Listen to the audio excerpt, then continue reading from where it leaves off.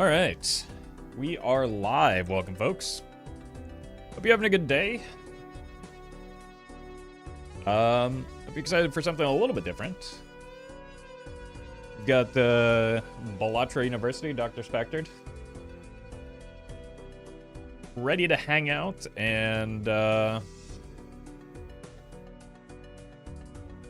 talk some gold stake action. We're gonna kind of do some co-op action. Probably be similar to some of the co-op streams that we've done in the past that were just kind of like coaching sessions, but in reverse this time. I'm gonna like be doing my best to learn from Doc Spectred, who is not only very good at breaking this game on lower stakes, but also very good at clearing gold stake runs. So we're going to see if there are maybe some gaps in my plays that can be improved upon, get a little bit more consistent. Led, thank you for the 5 months. That said, alerts will be off.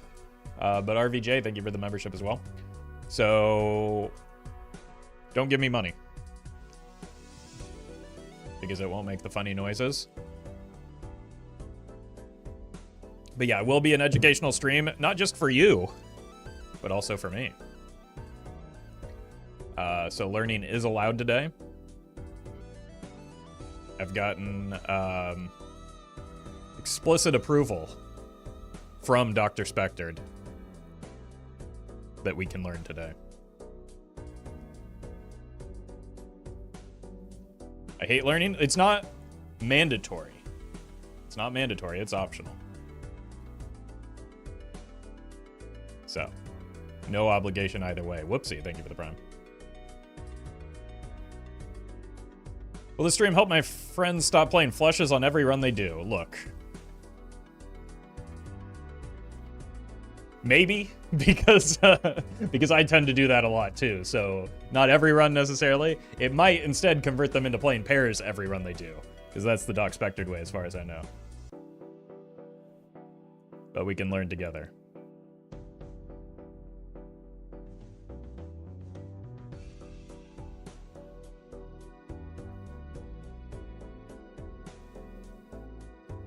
All right, it looks like Doc Spectred is ready to go.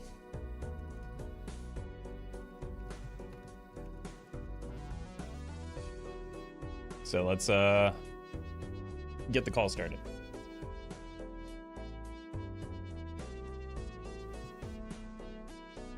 Hello. Hello. Okay, I have you. I adjusted my volume again because I had somebody else on. Oh, okay. We can blame Rarin for this. He's a little bit. Oh, yeah. He talks a little bit louder Handsome than you. fellow Rarin. Amazing plays, that guy. That's what I hear. Greek god streamer as well. From okay. From my I understanding. didn't know he had that kind of lineage. I mean, I'm just going based on the titles that he throws out there. Oh, sure. You know, I've been telling you a long time. You should put analytical as one of your tags. I don't know that necessarily applies to me. Oh, okay. But maybe for this stream it will apply, since okay. Since we'll actually have to be thinking through our plays today, or at least one of us will.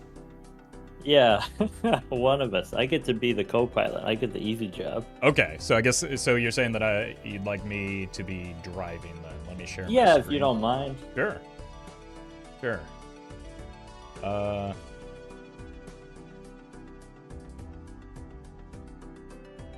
Let's do that. Okay. Let me know when you're able to see it. Yeah, it looks good to me.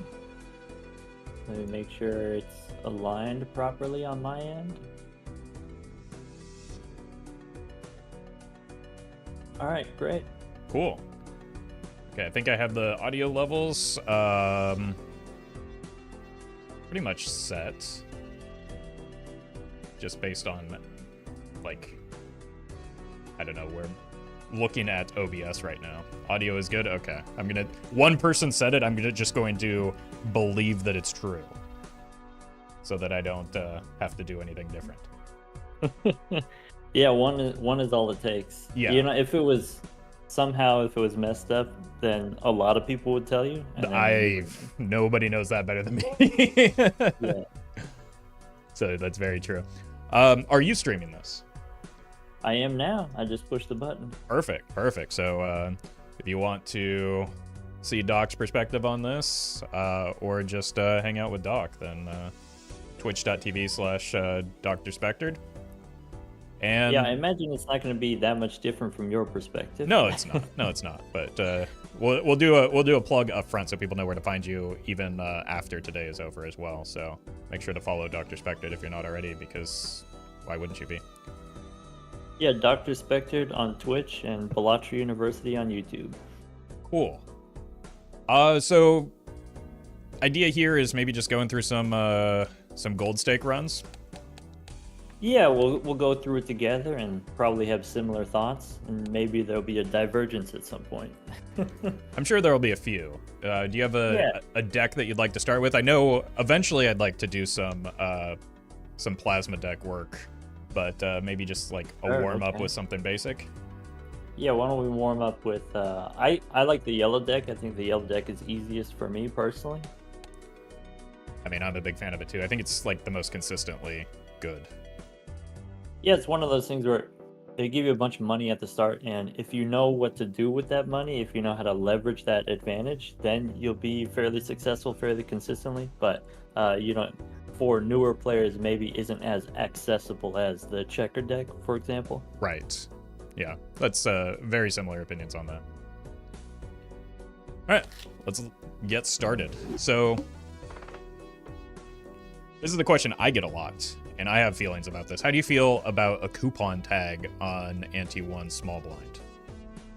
I think it saves you some money, and it gives you some stuff.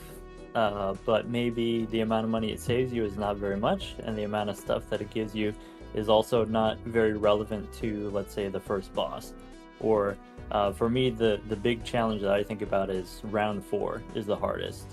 Being able to smoothly transition into the start of Ante-2. And so maybe like if you get a free Arcana pack, or if you get a free, I guess if you take the coupon tag right now, you get Buffoon pack guaranteed, and then some other booster pack.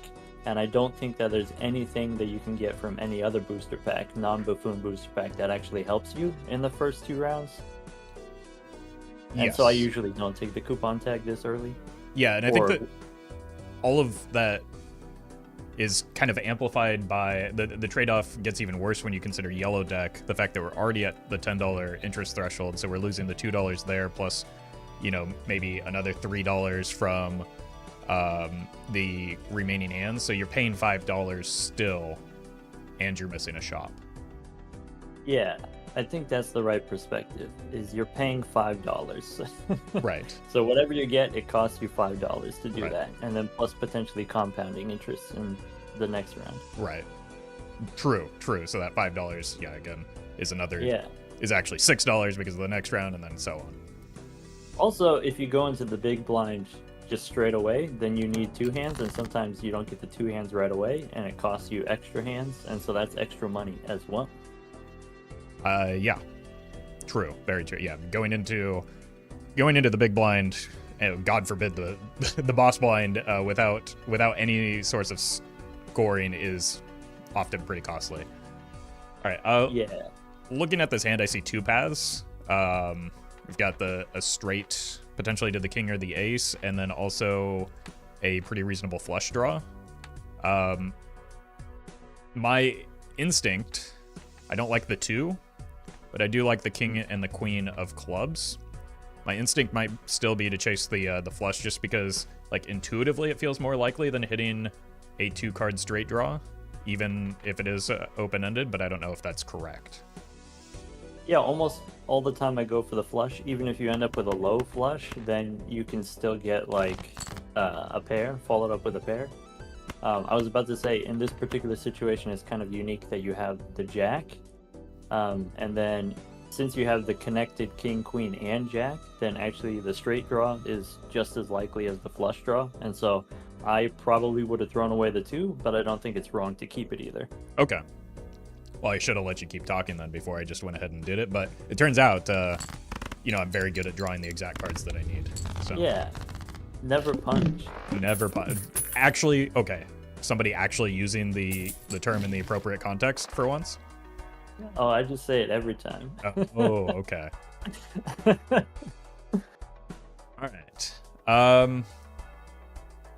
So I feel like there's a decision point here because I don't want to spend more than $4 in the shop if I can avoid it.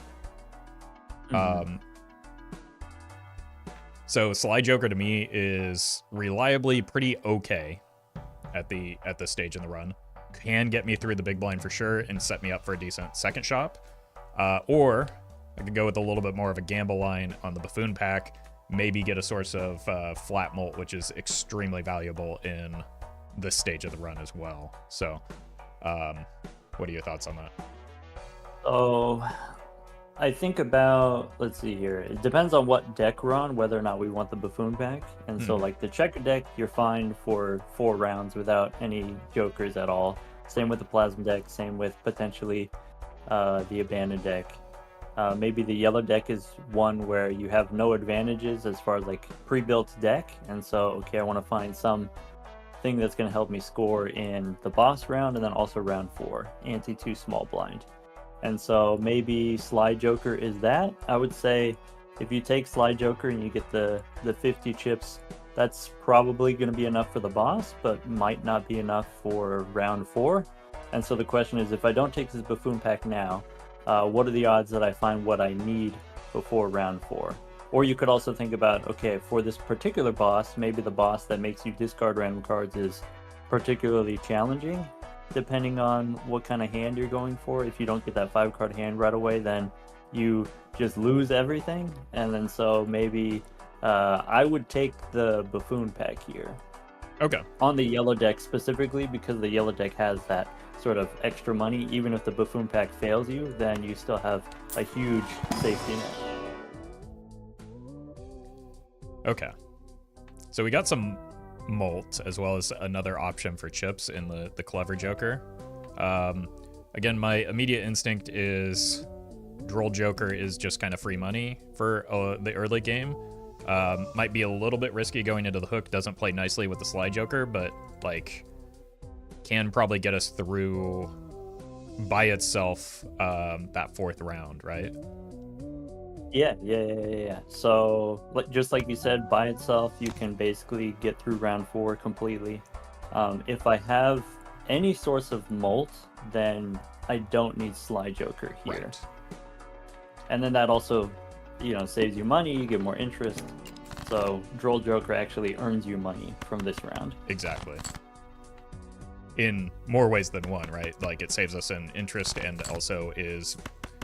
Right. Very likely, as long as we don't draw horrendously, which fortunately we didn't, you get extra money from the hands as well. So yeah, if you play this flush and it's not a winning flush, you've already used your 2 discards, so it takes you another hand at least and another discard hand, another throwaway hand. So that's like $2 that you gain from opening the Buffoon pack.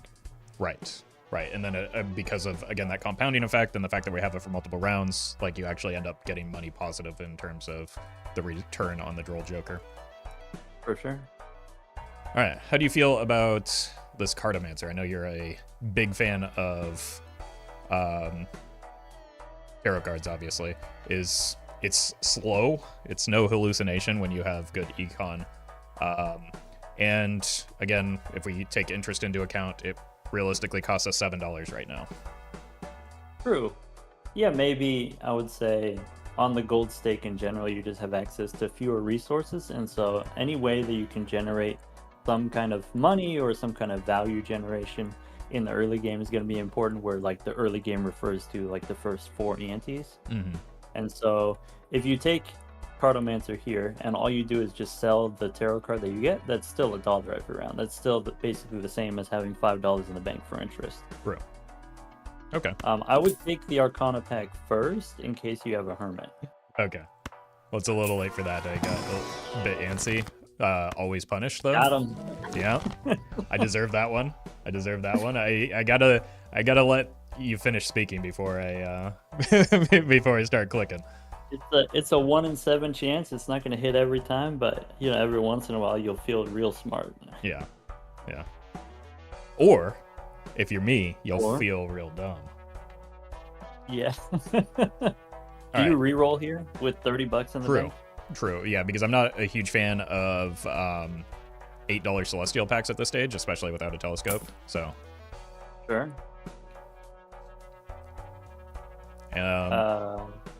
Okay. So this is almost money positive. It's money neutral at the moment, right? Neutral at the moment. And this is quite expensive and not like by the time it feels necessary, I think it's gone. Is my concern with it in terms of the tribe? No, I think that's exactly the right way to put it. Is by the time it does the thing, it's already perished. Right. By the time you need it, it's already done. So so we're just cutting heavily into our money engine, which is our current like best source of strength, in order to get something that falls off by the time we need it. Yeah, Golden Joker here, if you get either a Fool or a Hermit or a Temperance, all three of those hits, you become money positive. There's also just... And even if it's money neutral for 2 rounds, if it's money positive for at least 1 round, then it pays for the rental fee. Right, and or I mean, it pays for you bought it for $1, right, and then you sell it later for $1. And literally, worst case scenario, if I decide that the interest is very important for some reason, there's no reason not to take it into the round with me, right? Yeah. Because it just sells for another $1. Yeah. Before we leave here, I will say I would not have rerolled there because I already know I have enough material for the boss, and because in the next ante you start with a voucher. And then so even though you have more than $25, sometimes you want to save like 30 or 35 to buy vouchers. Okay, that makes sense. Well, I've very skillfully drawn a flush without having to deal with the hook, which can be nasty, so... Classic. A move I like to do is, if I have only 2 of a card, like I don't have 3 of the same suit, I'll just play a throwaway hand first. And then after burning a few hands, then once I get closer to something, start discarding. That makes sense.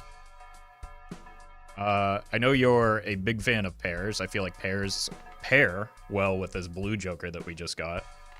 Yeah. Why do we play pairs on Gold Stake?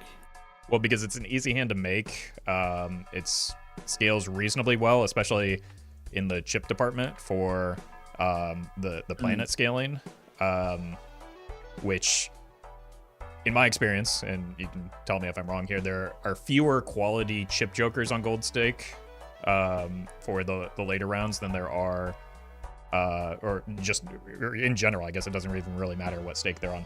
So in my ideal setup, I do take advantage of the chip jokers early, but I would like my planet scaling to handle that for the late game, so I can have more times Molt Joker, especially if I'm looking to go endless with something. Yeah, that's exactly it. That's kind of the pacing of a normal run. Is the plus Molt Jokers are going to do the most in the first 2 antes, because if you start out at 4 Molt and you get, let's say, 12 on top of that, that's times 4 to your score. Whereas a normal flush or like a starter flush is about 70 chips, and so blue Joker on top of that is maybe only plus 100% to your score, maybe only a times 2 to your score, compared to what Droll Joker is able to do for you.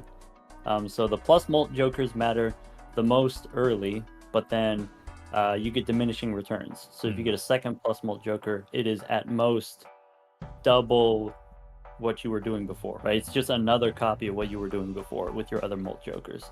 And so there's less Jokers that give you chips than there are Jokers that give you Molt.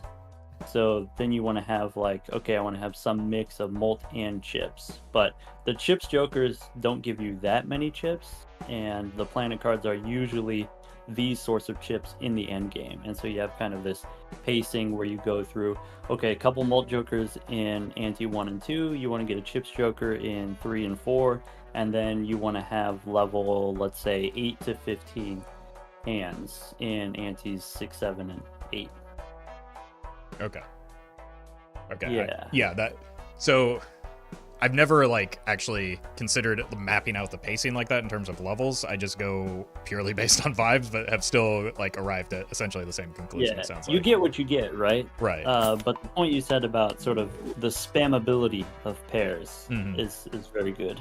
Yeah, and with this money, how do you? So this is maybe something that I can improve upon. How do you feel about the value of a reroll versus just like YOLOing these celestial packs, or at least maybe one of them, based on where our money is? So I think all booster packs are going to be higher expected value than shop rerolls. Okay.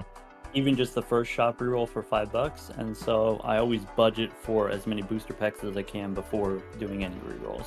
Okay. And so that could be like another reason to not open a booster pack or not reroll in Ante 1 so that you can save your booster packs or save your money for the booster packs in this shop. Right, especially we want to consider that alongside our how much money we're getting off of this Golden Joker in particular. All right, looking at these, not too excited about any of them. Other than, like,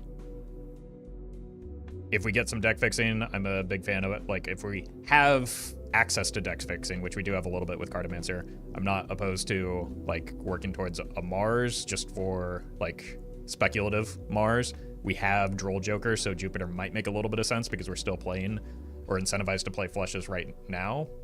So this gives us maybe some early game strength that we might need. We also do have a lot of options for deck fixing towards flushes with Cartomancer. But then just like independently, we are going to lose Droll Joker soon, so Saturn maybe scales the best in terms of the ease of making that hand compared to the other options here. Yeah, I mean, you hit on all the points. You said, okay, a run with Cartomancer is way different than a run without Cartomancer.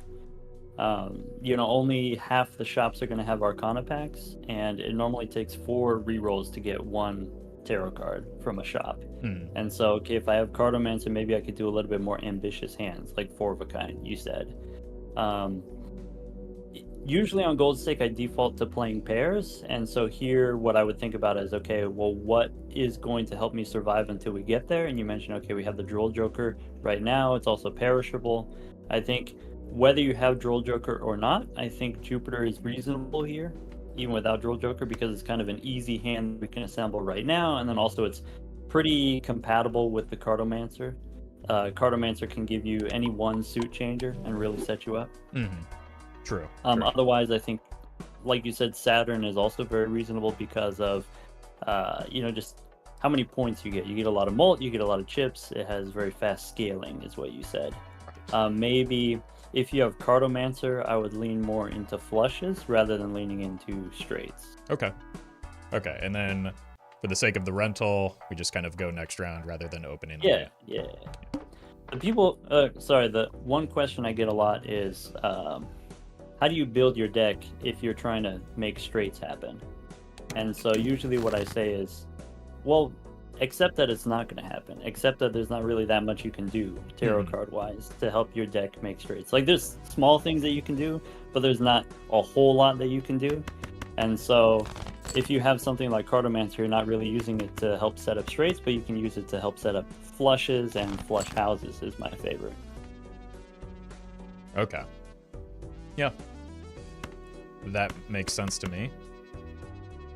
We do have a straight flush, which is a fan favorite. I like hanging on to... We don't need... So if I were to just play the flush, I like hanging on to the Fool Steel just because I don't need to make a decision about what to do with that yet, because a flush will, just with the Droll Joker, will clear, right? So there's no reason to waste the Fool just yet. Yeah, there's a lot of high roll potential. So,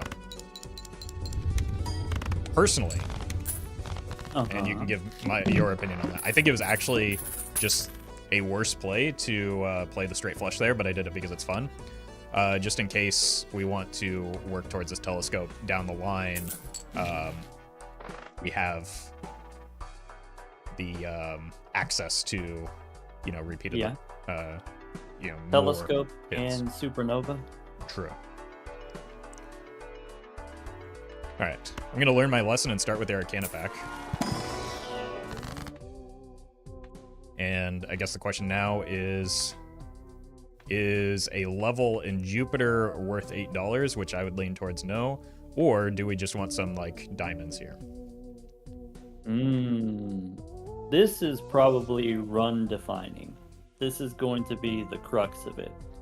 So if you want to try to play flushes, then I think the star is worth $8, and probably you go 2 stars, and then that'll set you up to play flushes. But you don't necessarily have a lot of resources to enable you to play flushes, because Right. Droll Joker is going to be gone soon. But you don't really have that many resources to do anything other than flushes yet either, and Right. then so maybe like the star is kind of a safe investment there. The alternative is if you take Temperance for money, you could copy it with a Fool. That buys you 2 rerolls. You can try to find some other Joker. You know, maybe some kind of scaling plus mult Joker is pretty common. There's a lot of those at the common rarity. Mm-hmm. Okay. I feel like some of the reasons for my inconsistency is I maybe take those bigger swings at something like a Temperance into the Fool. So let's see if I can do. Let's work away from that and go for a more consistent line here. And so, Okay. so I like the idea of the using the star here, and we want to like delete as many of the same suit as possible so that we increase our chances of not only hitting diamonds but like don't completely demolish our chances. Or is that the wrong way to look at it? Would we like to go one of each and then still have the possibility to hit Oh yeah. all Okay. three Okay. suits? Okay. Yeah. If you want to set up flushes, definitely get rid of one suit, make more of the other. Hit all the Okay. clubs. Cool. A personal beef I have with flushes is potentially not having enough points in the end game because of sort of the low scaling numbers on the Jupiter cards. And so often what I'll do in that situation is, okay, we'll forget about clubs and spades and hearts. I'm just always going to do diamonds, and I'm actually going to make all of the face cards into diamonds and Okay. set up flush houses as like my escape plan I in see. the end game. Okay. Maybe knowing that I have access to Cartomancer, knowing that I have access to extra hero cards, then maybe, you know, flush houses is even more possible than it would be otherwise. Okay. Yeah, that's a good point. Not really a fan of any of these. Is there any value in just using Pluto here because it's going to be a frequent throwaway hand if we don't hit our flush, if that's what we're playing towards long term? Or would we rather just have a good scaling hand from something like Uranus, which is like, it's pair light, I want to say?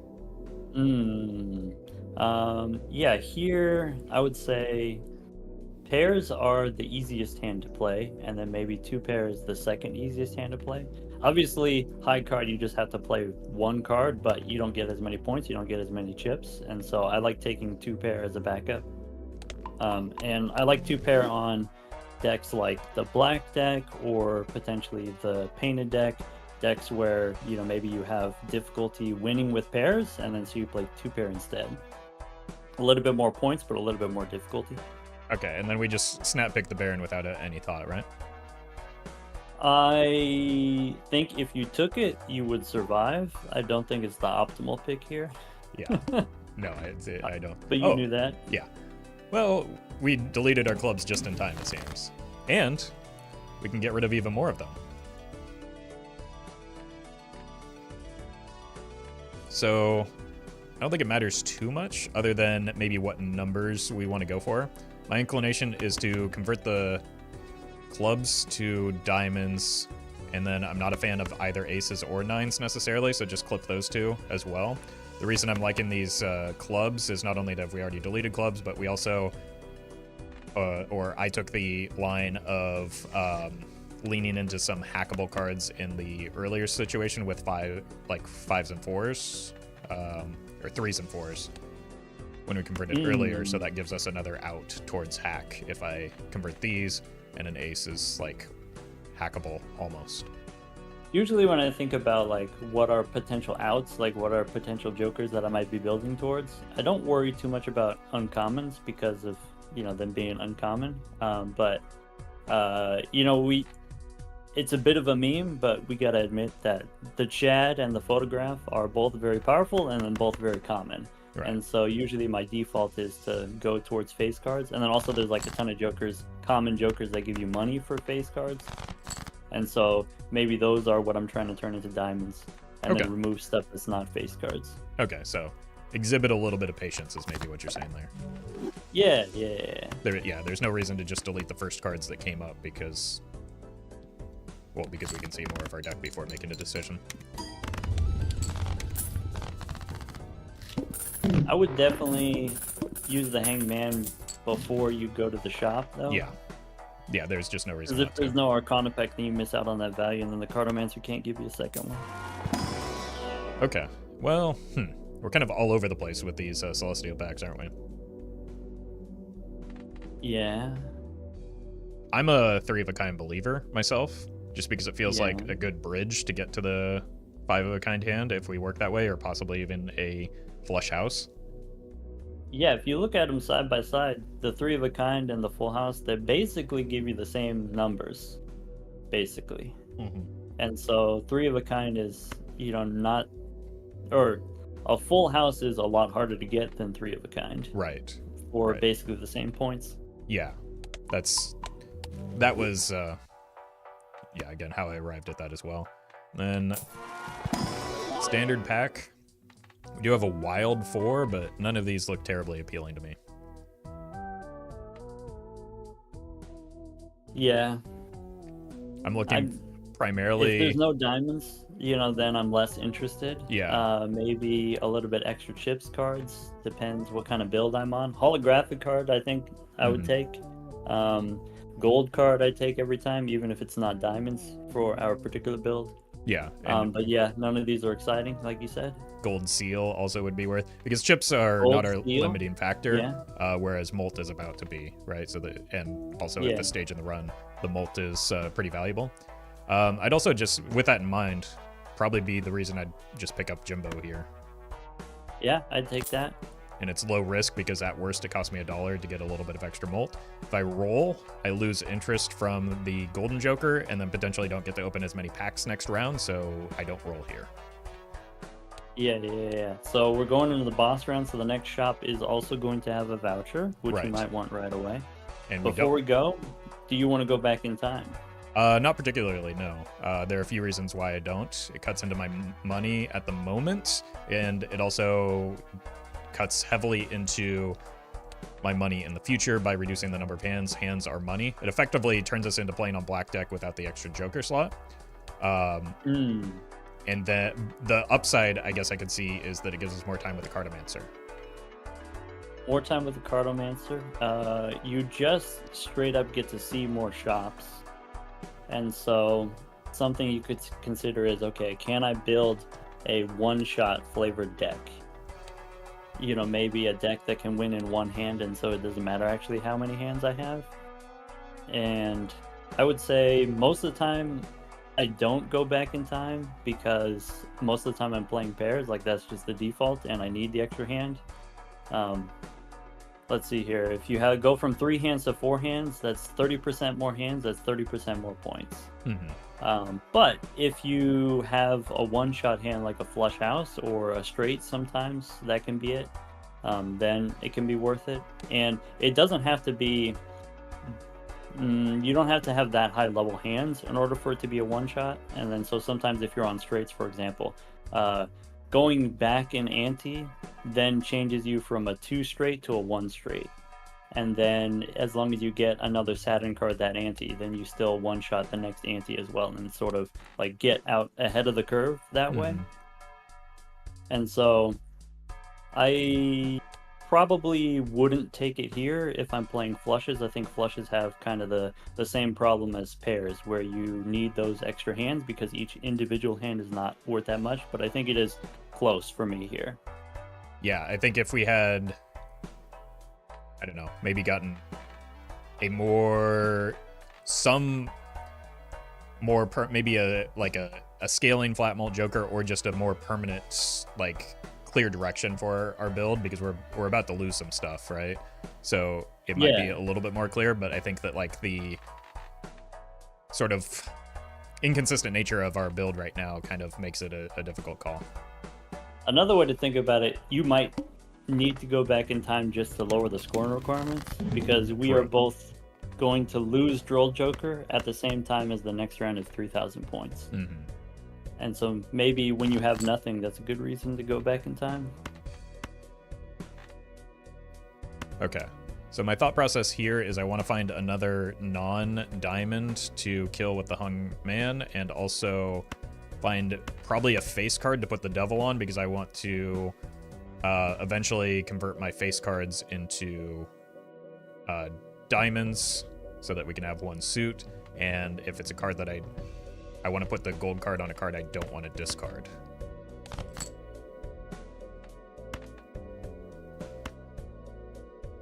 So I'm going to throw it on this queen here. I don't really feel good about using the Hanged Man to kill a jack when I've already converted one to a diamond, and that might be something I want to play towards. Oh, but now you're holding on. It's burning a hole in your hand. I know. I'm really getting punished from the previous decision not to use it. I will say in general with the gold cards, and you probably know this, if you're building a certain kind of suit, you want to have...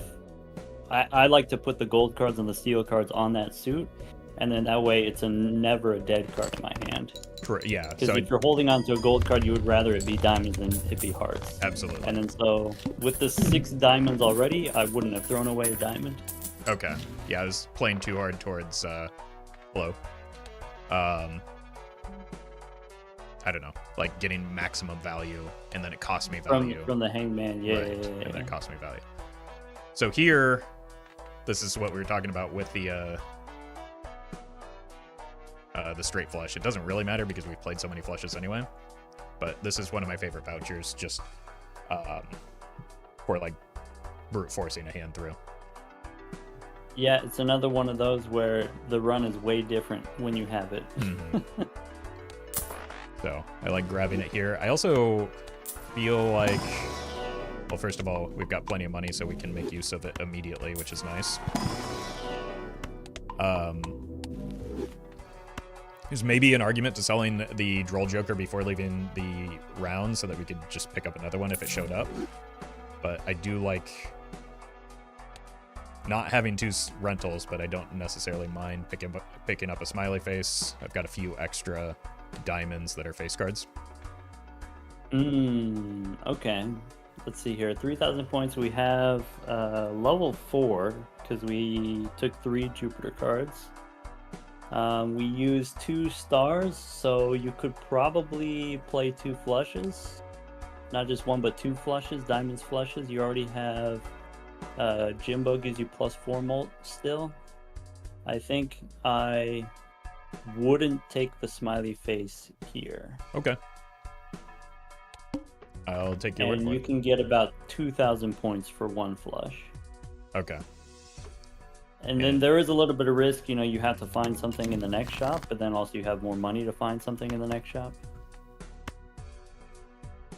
Okay. I'm on a mission to make use of this Hanged Man.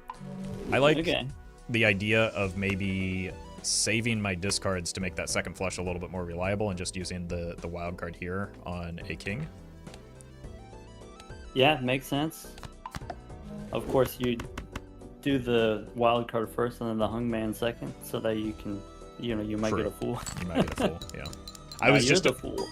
I'm very eager to use that hung man. Yeah. All right. Still 8 spades in the deck, so that seems like a much more reliable draw than fishing for the.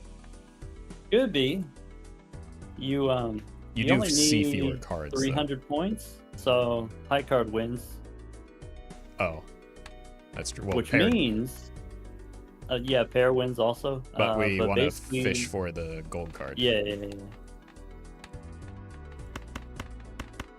So we want to see as much of the deck as possible. Yeah, slow your roll, my guy. That's, I think, maybe the main thing that I can take from this. That's dollary dues right there. I know.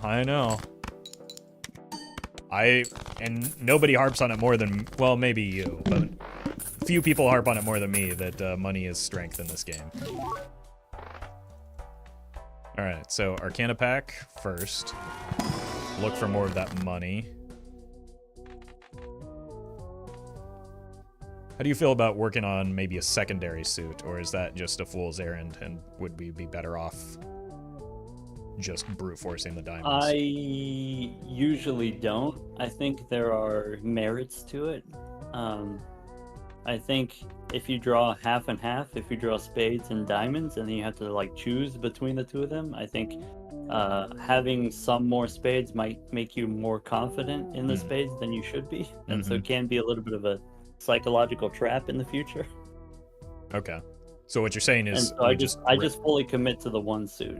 Okay. So what you're saying is we just rip the wheel every time then, right? Well, okay. So I don't think that the wheel is wrong necessarily. No, I don't. Because this is but... like the High Priestess is in and of itself a gamble, right? Because there's no guarantee we get the hand that we want. We also have telescopes, so we have a reliable way of hitting flush.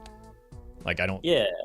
Like the benefit of the Priestess is if you don't get the planet cards that you want, then you can hold on to the bad ones, and you won't have to see them again. And well, we'd have to make room for the Cartomancer, but like theoretically, you just get two of your, $3 back or whatever we spent on the pack. Yeah, you get the money back. Yeah. If the wheel hits the like best case scenario, half of the time you get foil, and maybe foil is not the thing that we need right now. Okay. True. So let's just go with the High Priestess. And so are you a believer in standard packs at this stage of the run? Yeah, every time I open all the booster packs before re-rolling. Okay. Except for potentially if it's too early, and then maybe, actually all my jokers are perishables and I need some points. Okay.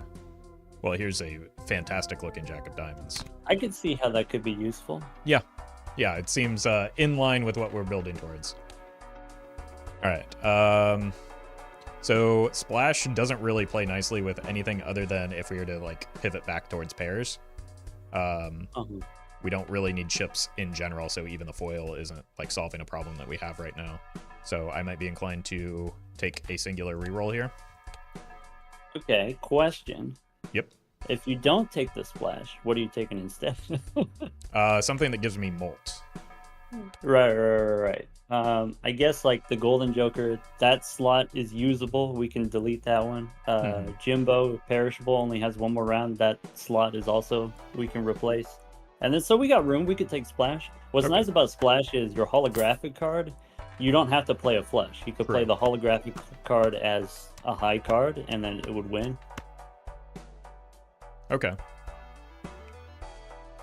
And the same with sort of any other kind of enhancements that you get from the Cartomancer. Right. It's a combo. Okay. And then so I'm starting to realize that maybe I'm re-rolling the shop too many times and not just working with what I'm given. Ah, that's the pattern. Okay. So I'm going to sell the Venus. Well, re-roll first. Are we re-rolling here? There could be a Venus around the corner. Well, I guess the question is, are we re-rolling here with a rental Golden Joker, right? That'll take us to 26, 27. Let's see here. Let's see. We just did this in the previous round. We just said, okay, with Blue Joker and then with just the basic +4 Molt, we can get 2,000 points for a flush. Actually, it was a little bit more than that. So you can win with 2 flushes. You don't need to re-roll. Yeah, that was my thought as well. Yeah. So I'm just going to then that's why you were going to sell the Venus to make room for the Cartomancer right away. Yes. So let's try that. The game really wants me to have that world card.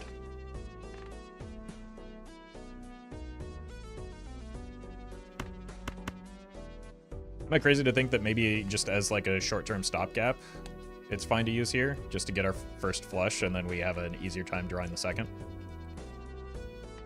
The only time I wouldn't here is if I had something else that I wanted to copy with a fool, a theoretical fool that you don't even have yet. But the last thing you used was the priestess, Yeah. and then so world replacing the priestess is not bad. Yeah. Okay. And then, like, yeah, we don't get to turn this king into a diamond like we want, but, like, it wasn't a diamond to begin with, so it's still in the same spot that it Yeah, you previously could was. get it on the back 9. Right. Okay, so now dig for the gold card, but how aggressively? Yeah, now the holographic card wins, even right, without so the flesh. Yeah, so we just Yeah. go all in on that. We're not. Well, alright, play it without the flesh, just for science. Okay.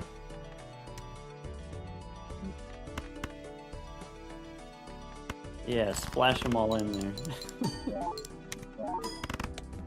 Oh, not even close. Well, I mean, I guess if our limiting factor is molt, a single card giving us 14 molt is going to do a lot for our score. That's it. Yeah. Okay. Well, here's a hermit. I like when I see a $1 hallucination because that means I just get 2 free chances at hallucination value. Yeah, I mean, Golden Joker's just giving you $1, Right. so... This has more expected value than a Golden Joker for sure. Yeah. Holy. Okay, so let's make room by using the hermit. And then Purple Seal just kind of seems like a good idea at this stage. I would not always take it. I think for this build, it's useful. I think it's good. Sure.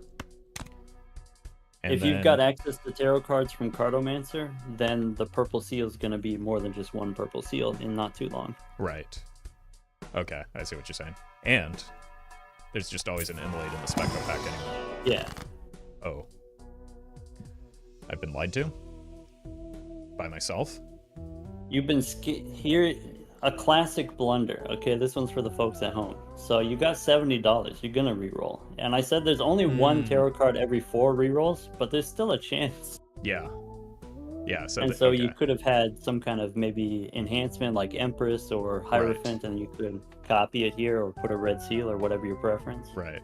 I'm a big fan of. You mentioned the forbidden photo chat earlier.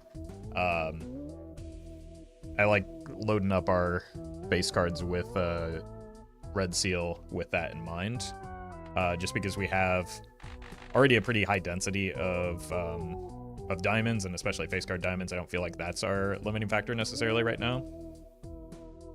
Okay.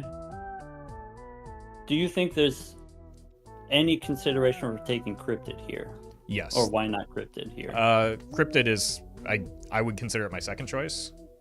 Yeah.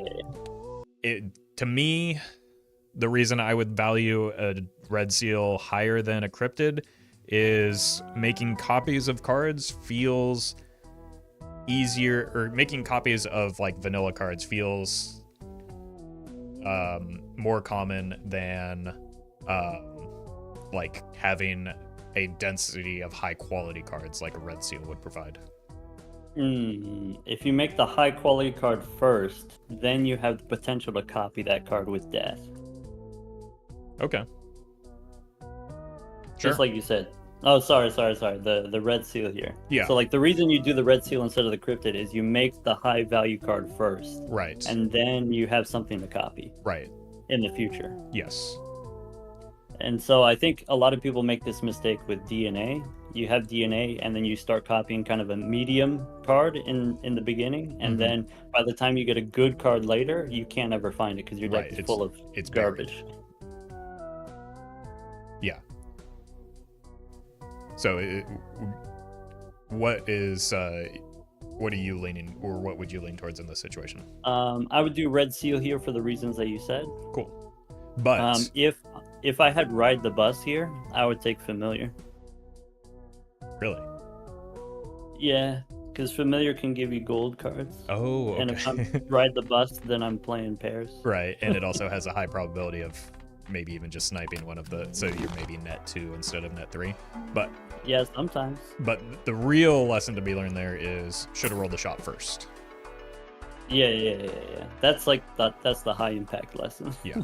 Is whenever there's a spectral pack or arcana pack, I like to reroll for tarot cards just in case I want to use a tarot card inside the pack. Okay. The tarot cards are synergistic, right? So you want to have, if you have more at one time, then you can have a bigger impact. Okay. Okay. And not a huge fan of either of these at this stage in the run. I like a business card with this setup, but not necessarily it being eternal. Yeah, I think without Cartomancer, I think business card here is fine actually. Okay. Just because you don't want to have too many jokers taking up a value slot is why. Yeah. Cartomancer is Definitely, there's this concern about, okay, if I have an eternal money generator, how is that making me points in the end game? But you know, having that early money then gets you the better jokers for the rest of your slots, and then so it kind of balances out that way. And so I would take it here if I didn't have Cartomancer as my value generator already. Right. So similar idea with regard to Astronomer. It's not. It's possible that it makes up its money in the 5 rounds that it hits, but like we kind of need are still on a hunt for a Molt Joker, right? Well, it pays for itself immediately because you get $3 discount on Jupiter, and then any planet card you can buy for 0 sell for $1, and then if you sell the Astronomer back for $4, then that it pays for itself. It has a sell value. Yeah, it's not just $8; it's only $4 actually. So I would lean towards partying with Hallucination because I'm allergic to rentals, but I could see an argument for Jimbo as well as even Splash, just because we're hoping to make up ground on our Jupiter by getting free copies of it, essentially. Yeah, I think that makes sense. I think you can survive keeping the Hallucination. So just like with Golden Joker, as a rental Golden Joker, it was fine. I think rental Hallucination is also one that I'm willing to pay for. Rental Cartomancer, I would pay for. And part of the equation is sort of, like I said, this synergistic effect and this compounding effect with having multiple tarot cards, being able to turn a card into gold and use death on it, being able to change suits and apply whatever kind of enhancements to your cards. And so I think Astronomer makes a lot of sense here. I think Hallucination is not wrong to keep it, even though it's a rental. Right, and another way to think about it is Astronomer pays the rental fee of Hallucination if there's a single Celestial pack in the shop. Yeah, that's true too. I think you can't part with Jimbo here. I think you can't get rid of the +4. So you gotta. I would keep Splash because it gives you points. I would choose either Astronomer or Hallucination, but I wouldn't keep both. I think keeping both is greedy. Okay. I like leaning into the Taros here, so I'm gonna keep the Hallucination. Nice.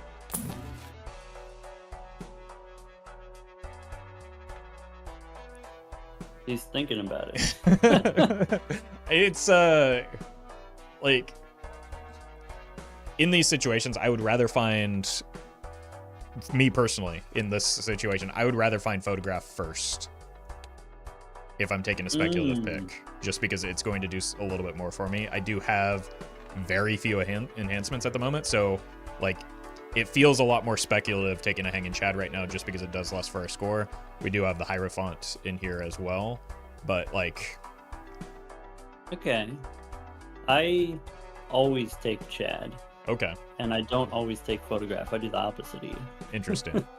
The baseline for Chad is it's 20 chips. Right. It re-triggers your face cards. But obviously, like you said, it's not going to do a whole lot this round. And so the question is, okay, if I take the Chad and I'm accepting that it's not going to help me with this round, it's not going to help me with this boss, then, do I still need Blue Joker? Do I still need Splash? You were considering whether or not to sell Splash. Yeah. Like, with basically at baseline, Hanging Chad is half of a Splash. anyway. So Yeah, I guess it comes down to, how do you feel about your ability to draw flushes? I feel pretty good Because if about you it can so get a far. flush, then you don't need splash, right? Right. Yeah, I think we've been pretty consistently hitting. That may just be recency bias, but it feels like with a 20 out of 52, it feels like we can pretty reliably hit them. And that's going to increase, I think, with the Cartomancer as well. And you do have the Hierophant there right away. Right. You can use. Right. So I was just going to make this line. And then no reason to sell that yet, because we can still re-roll the shop. How deep do you want to go? I don't know. You've got me second guessing things now. Like, okay, now just tell me what you would do. I would re-roll probably once more. I do like the idea of this Empress over the Hierophant though, just because it like Molt is our limiting factor right now. Okay. Yeah, I agree. I would say the same thing. I would say, once you get to hand level, let's say 6 or 7, then you don't really need the chips from the Hierophant anymore. Mm-hmm. And so here, obviously, we're saying, okay, I would rather have a random tarot card from Cartomancer rather than the Hierophant chips. And that makes sense. And going 9, that would take us to 32 with 2 rentals. We probably don't want to take that reroll then. Again, there's a voucher in the next shop, so having a little bit of extra money makes sense. So, like, literally right now you can afford it, but then it cuts into your budget for the next shop. Right. Okay. Another rule of thumb that I use is if my consumable slots are full, if my tarot slots are full, then I stop rerolling. Okay. And we're basically -1 consumable slot unless they're really good because of the Cartomancer. So here, I'm going to avoid my earlier mistake. Probably with the Chad now, we can clear this in one hand. So I want to discard for the gold card. And I want to use the Empress first, then the Hermit. Okay.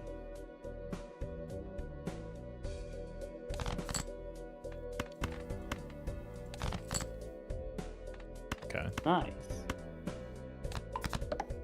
Empress and then Hermit. Nice. And then play this up front to get chatted and all of the Empress cards, and it should be an easy clear. And this is why I always take Chad. Yeah. Yeah, I guess a single enhancement starts to pay off quickly. Yep. There also, because you have the holographic and because you have the combo with the Chad, you don't need a flush once again. And so if you wanted to discard 5 cards more aggressively to try to hit the gold card, that would have been a viable line. True. I think I'm tunneling on, like, I'm forcing the telescope too hard when it's not really at risk right now. Yeah. Okay. So I think here I would want to go Arcana pack first just in case there's a Fool. That gives me the option for Hermit. Here, if you open the Celestial pack first, the hallucination could give you a tarot card that you could use inside the Arcana pack. Okay, so that makes sense. There different things to consider than just a Fool. And if it doesn't, then you can also re-roll and then pick up tarot cards to use inside the Arcana pack. Especially now with the re-roll surplus. Yeah. But I'm also noticing we finally got a Molt option in Gross Michael here, so I would be inclined to get out of the Jimbo and into the Michael. Yeah, I guess Jimbo can go. He's served us well, I'm not gonna lie. Like, him being the single source of Molt or not single source, but main source of Molt for a bit. Yeah, in the first 4 rounds, plus 4 Molt is times 2 points. Right. Oof. The game really is kind of obsessed with clubs right now. Okay. Roll 6, that'll take us to 36. I think that makes sense to me to roll once more. Speculative dice, huh? I mean, not necessarily speculative since we do have a hallucination briefly, but doesn't feel... it's a combo with the banana. I overlooked that one. Okay. I mean, that's the whole point. That's the only reason you take the bananas, because of Cavendish, right? I mean, right now, yes. But okay. Well, here's our death, but we did not hit the red seal. Mm-hmm. So I could see making more molt cards because, as we saw, they're pretty good with the Chad. We can do that either by using the Empress directly, or we could use the death on the Queen speculatively for more face cards. Okay. So And to you get it said into we full. want molt cards, we don't want the chips. We don't need the Hierophants. Right. Okay. And you're saying if we use the Empress, we get 2 molt cards, but it doesn't change the number of diamonds. It doesn't change our ability to make flushes. If we use Death, we only get 1 molt card, but we could get 1 extra diamond. And so those are like the 2 trade-offs there. Right. Would you rather have an extra diamond, or would you rather have an extra molt card? I don't know. There's also Okay. yeah. I do Death because then you might get a Fool. That's And then you okay. can copy Death. See, I was in the process of saying that, then I held back because I thought that might be like too deep in the tank. It's narrow, you know, it's marginal, but also making another 9 then potentially sets you up for flush houses in the future. Okay. Distant future is possible. True, because we do have 2 9 of diamonds, as we can see, and now we have 3. Yeah, we may never get there, but it's always nice to, you know, have different lines, different outs. Okay. All right, Justice, and we hit that purple seal finally. Uh-huh. And a Judgment. Could be interesting.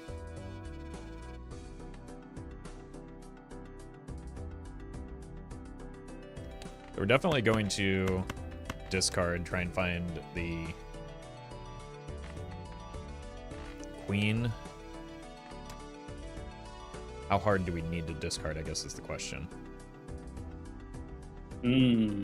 Let's see here. When we had the foil, when we had Jimbo giving us +4, we were able to get about 3,000 for a flush. Since then, this is what's happened. We've picked up another Jupiter card, so that gave us 15 chips. We picked up Chad and Banana, which gives us Molt.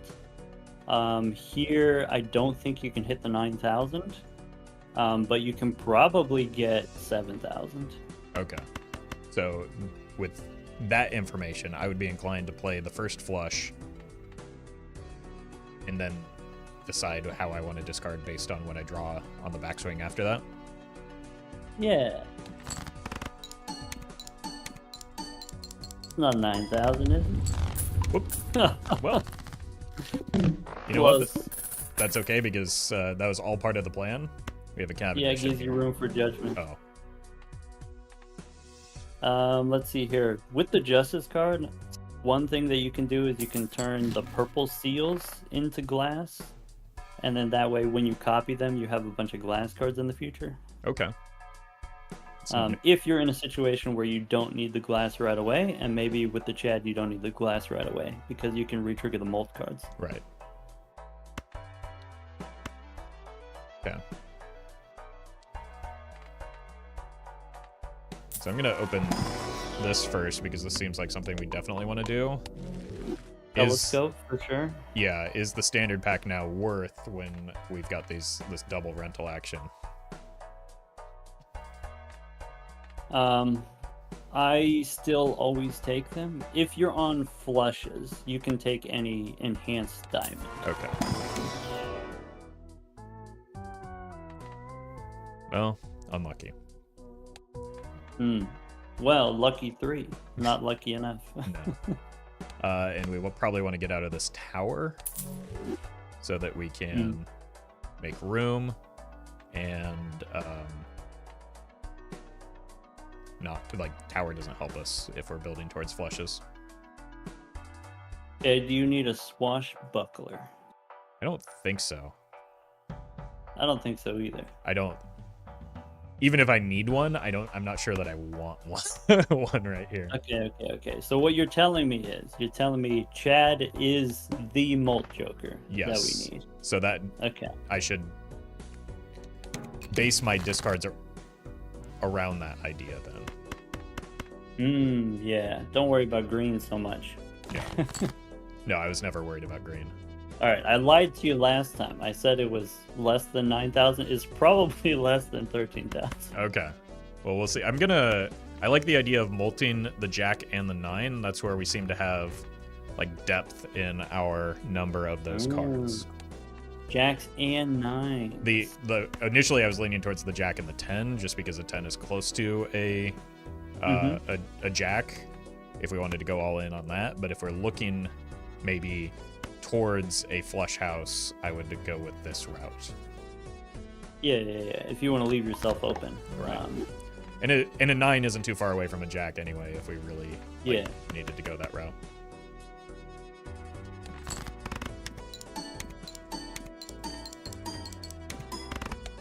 Okay. Well, that one definitely wasn't even 9,000, so...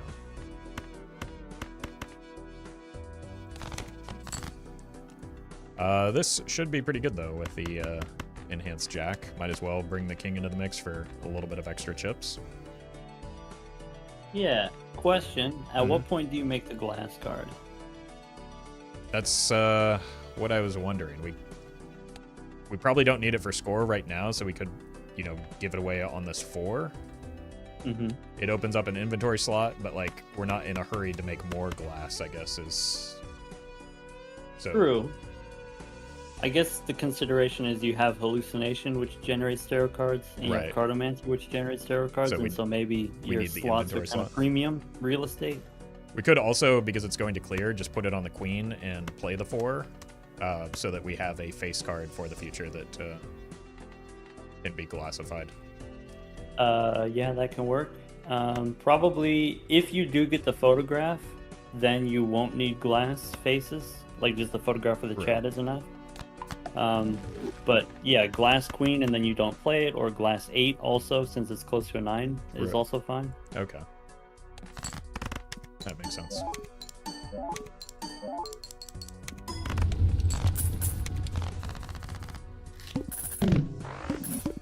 Okay, so still accumulating some amount of interest here. And with the hallucination, we just want to keep ripping these packs. Arcana packs every time. Now, that's a good one. Yeah. Is it worth just like committing to this jack right now, since it's such a high quality card? What else would what are our options? Long-term red seal, but we don't really like we're kind of in need of some short-term strength, so drawing that jack more frequently is a good idea. Yeah. And then it opens us up to getting more deaths in the future. That makes a ton of sense. I would do it too. Probably slight preference towards turning hearts into... Yeah, maybe slight. Yeah. And then I'm taking the Hermit here because $20 is a lot of money. $20 is a lot of money. The Hungman was also looking kind of nice, but $20 is still a lot of deck fixing. It's close there. It's close. Because we're close to being able to do the flush house, but we're not quite there yet. Right. And so maybe like you remove 2 cards and you race there, you rush there. But the reason why I would prefer the $20 in this position is because we're looking for better quality jokers. Right. And like these rental fees are starting to limit our ability to see more jokers. Yeah. Yeah, in that situation, I think of the Hermit this is reroll money. Right. I'm not going to be able to spend this money on anything other than rerolls. And if I'm rerolling, it's Joker money is what it turns into. Okay, I feel like with the Chad 8-ball isn't terrible, but like we already have 2 reasonable tarot generators. So like we're in need of some sort of like source of molt. Is the main limiting factor. I think if you weren't going to reroll anymore this shop, You don't need green Joker, and then you could probably take 8-ball for that reason. But you're probably, if you do take the 8-ball here, you probably replace it in the next shop anyway. Right. So, you know, maybe it's not worth spending. Well, we found our molts and another hermit. Huge. You've been #blessed this round. It's that streamer luck I've been hearing about, like the enhanced cards, but still serves Yeah. a very good purpose. That said, we've got a little bit more money. I might be inclined to keep rerolling. Yeah. But a little bit less than I normally would, because we are going into the boss blind. We want to be able to afford the... Yeah. There's also this consideration for the increasing reroll costs, and if you spread out your rerolls between multiple shops, then you pay less per reroll on average. Yeah. But you already knew that. Yeah. I'm just, you know, for the chatters, let them know. It's worth mentioning for sure. Red card, it feels a little bit late. We've got... It also feels a little bit at odds with what we've been working towards, which is, first of all, we have the telescope, so that's decent scaling for Jupiter. And we're trying to work potentially towards a flush house. It could limit the need to do so by just providing us with a bunch of molt, but we'd probably have to... I would say, you know, just like you said, maybe the red card's not going to grow very fast. I would say if you wanted to play pairs, it's still on the table. It's still possible. Yes. Because if you wanted to, even with, you know, we only have level 2, but we have like the blue Joker, right? And then if you wanted to play pairs, you would swap hallucination for the red card. But I think we got a nice brew going. We don't need to and I feel like into pairs. Rerolls are getting a little bit expensive, so I might maybe one more, but that would be our last one for sure. So I might just go next round here. Yeah. And 1 and 7. This is not necessarily that meaningful of a boss blind, but the game just really wants to give us the world.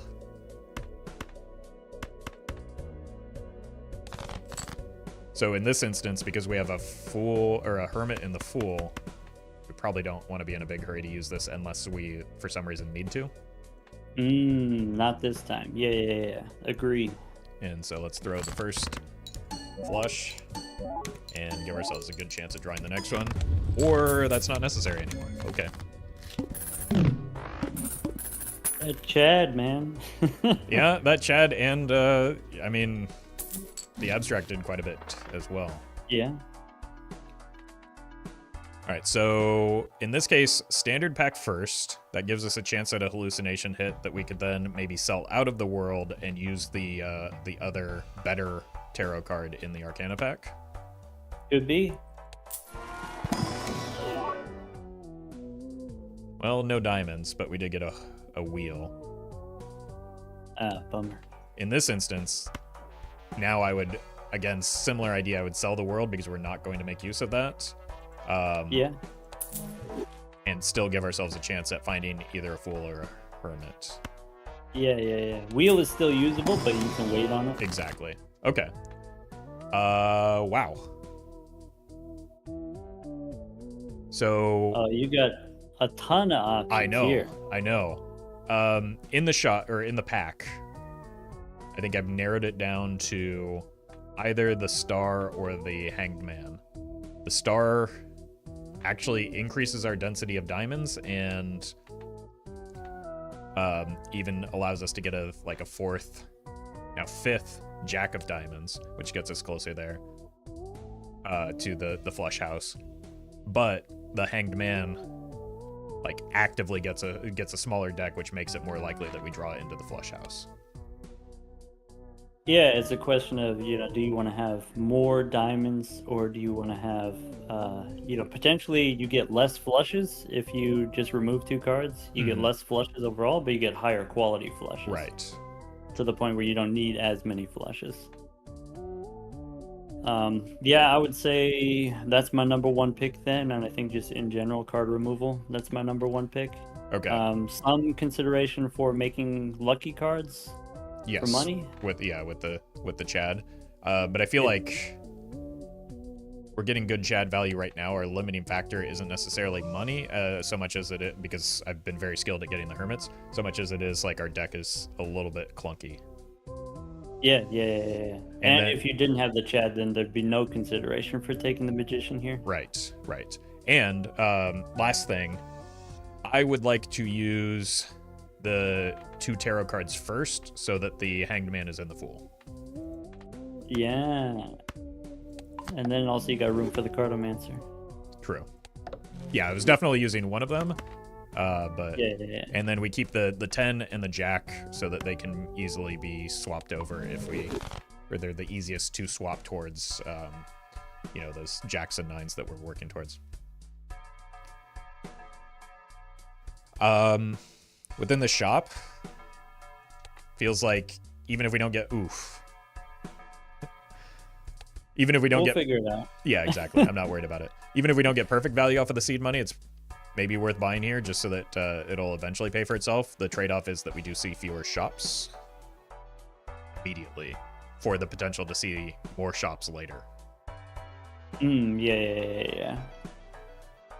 Yeah, I agree. You take it here. It gives you $2 extra in the first round and probably gives you the full 5 in the next round. Mm-hmm. Okay. So that's pretty good because we're about to, well, there's no reason to keep the perishable hallucination anymore, right? So. Well, there's one more. Oh, yeah, because it's going to get debuffed here. You're right. So that's actually extraordinarily good timing on the judgment. But we do still have the Hanged Man and the Fool, so discard first. Yeah. Okay.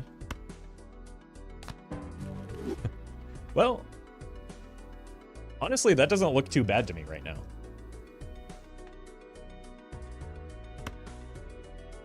Yeah. Oh my god, it's look.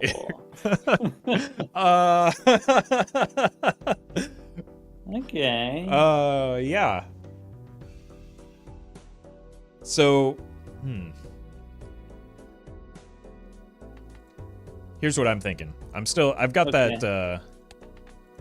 that nasty boss blind in the back of my mind still. Uh-huh. I'm thinking as I discard like this, get rid of everything that isn't the Jacks and the 9s. I want to maybe have spades as a potential option if I need to play a flush on that boss blind. And then we'll figure out the Joker stuff later.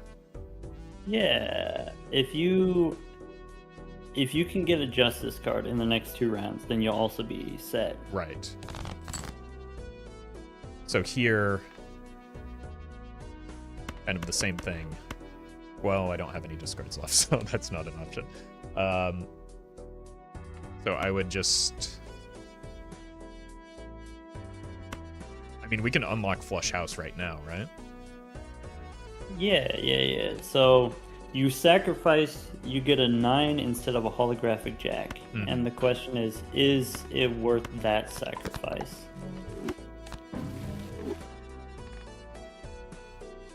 I mean, the Flush House is the fun line, right? Yeah. Also, it scores, like, at base, maybe 4 times as much as your flush would. Right. So maybe it doesn't matter whether or not you have the holographic cards if you can play a flush house. True. Like, the first holographic card is really the one that matters the most, right? Yeah. And so, I mean... I don't know. We don't need to worry about the Joker stencil yet, but there is like some, in my mind, there is some consideration to like having that as an option, right? Because we have a lower base mult than I thought. Never mind. Yeah. So if you were to judge real quickly, what Joker is the weakest link here? Like if you wanted to get ×2 from stencil, what would you sell? Cartomancer. Oh yeah. Or. Yeah, because, like, Blue Joker is effectively giving us a little less than ×2. Abstract kind of doing the same. Yeah.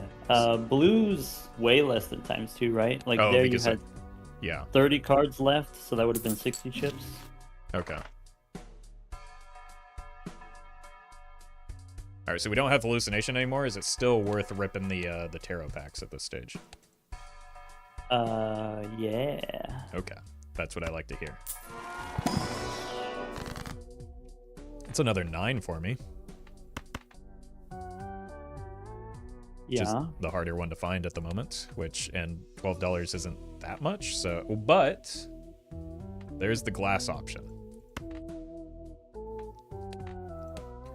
But me personally, I would rather take a glass card in my inventory into the boss blind just so that I can more reliably like draw and play it. So what you're saying is, if you make a glass card here, you're never going to see it again, or you're not going to see it by the time that you need it. Right, because our deck is still quite large. That's my concern. Yeah, I agree. Okay. So it's a trade-off in risk, right? The risk is that we don't get another Justice card in the future. But like the upside of that trade-off is that Cartomancer maybe gets us another option. I would say this is a situation where I wouldn't take the standard back. That was my inclination as well, and I was about to ask, so I think we're in agreement there. Yeah, so some considerations is it's getting later in the run, and then so it's less likely that you'll find something that you want, and so now we sort of consolidated on jacks and nines of diamonds specifically. So if it's not those, probably you don't take the card from the standard pack. Also, you potentially want to save your money for some jokers, or at least reroll for tarot cards. Right. So we did hit a different flush house this time. We also got yet another world. I wasn't paying close enough attention to what our scoring was like and how hard I should be digging for this queen. Whether or not we can go for the gold card here. Right. I think with the flush house, if you sell the blue joker and then, lean on the stencil, I think you can one-shot probably. Okay. I could also just take the risk that I find another one of my nines, and then I get to see more of my deck by discarding this way. Oh, yeah.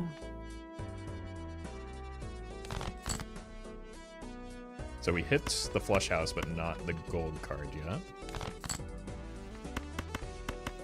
But we still hit the flush house. Yeah. And that's the important thing.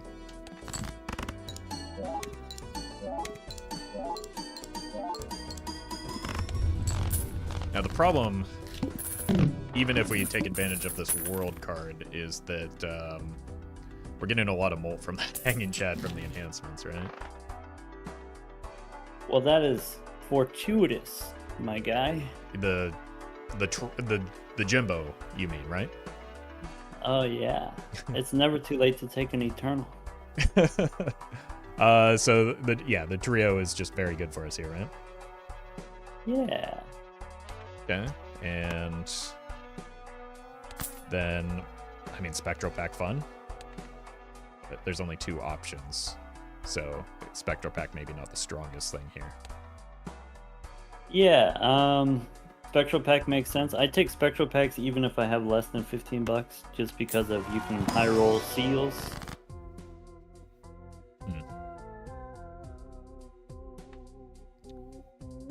Interesting.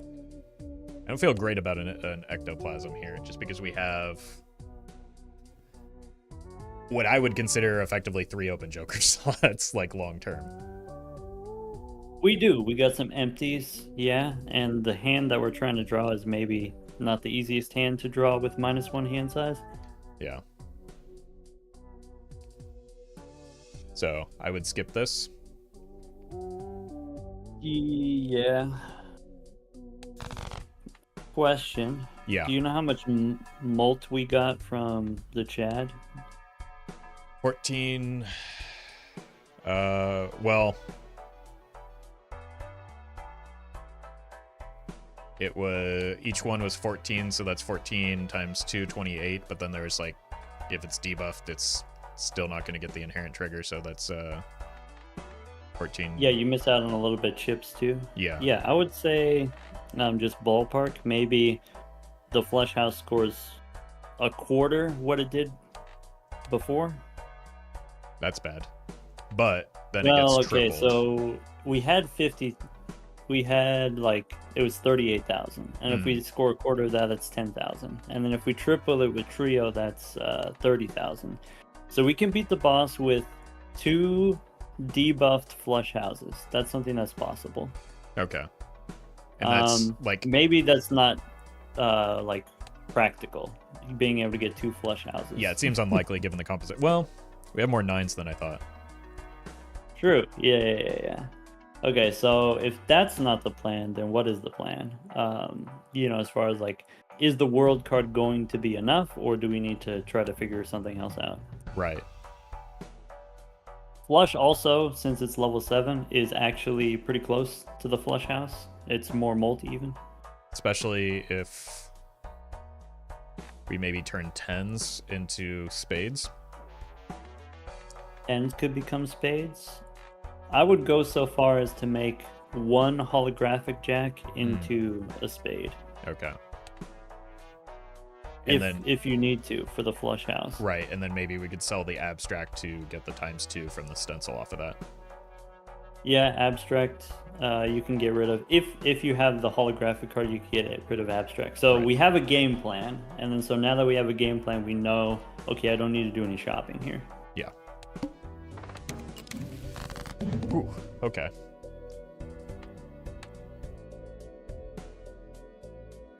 So I would, well, we hit a, this is another thing we didn't consider. We hit the the glass card that we made earlier. Okay, that's something that you can turn into spades. Yeah. So that's it. That's a keep no matter what, and then we can kind of maybe make a decision from there. We want to try to hit the trio also, if possible. So we don't need a flush house, but we do need the trio. Right, so try and keep the 9s then, and then we could get a molt, and sacrifice a molt 9 instead of a molt jack. Yeah, I would go so far as to throw away the ace of spades also. So even though we know for sure we want spades, we get 3 spades for free. We just need to find 1 more. Yeah, no, I'm going to be honest with you. I just didn't know. I couldn't count to 5 right there. Yeah. You were already there. Yeah. I thought I was already discarding 5. Okay, so we hit what we needed. We just need to find 1 more now spade. We need a spade still. But that shouldn't be terribly difficult, right? We've still got 9 of them. Yeah. We've done it. Nice. And we only really have to sacrifice 1 of our late game pieces. And we want to use the world first, followed by the hermit.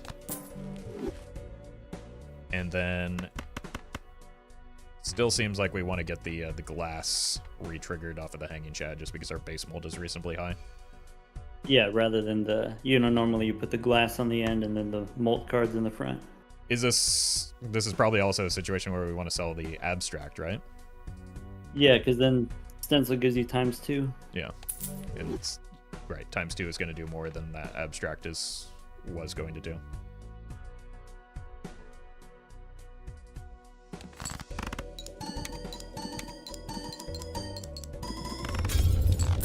Okay. Sick. And now that spade is gone forever. I know. I was excited when that broke. All right. So probably, how bad do we even need these planet packs at this point? Probably still worth, right? We could, the whole point of like playing flush house is to try and level it. If you're not leveling it, what's the point? Yeah. And then we just have a decent fallback with the Jupiter, like guaranteed to be in there. Yeah. And so like obviously it's sad the telescope, your flush house is never going to be your most played hand, but at least you have a fallback every time. Right. And then reroll first in case we hit an Arcana card that we can then use in the... Like that? Yeah, that we can use in the Arcana pack. And get good value off of it. That's a 9. And then we can get the queen. And we can start clipping cards. Even if they already are... Okay, let's actually take a look.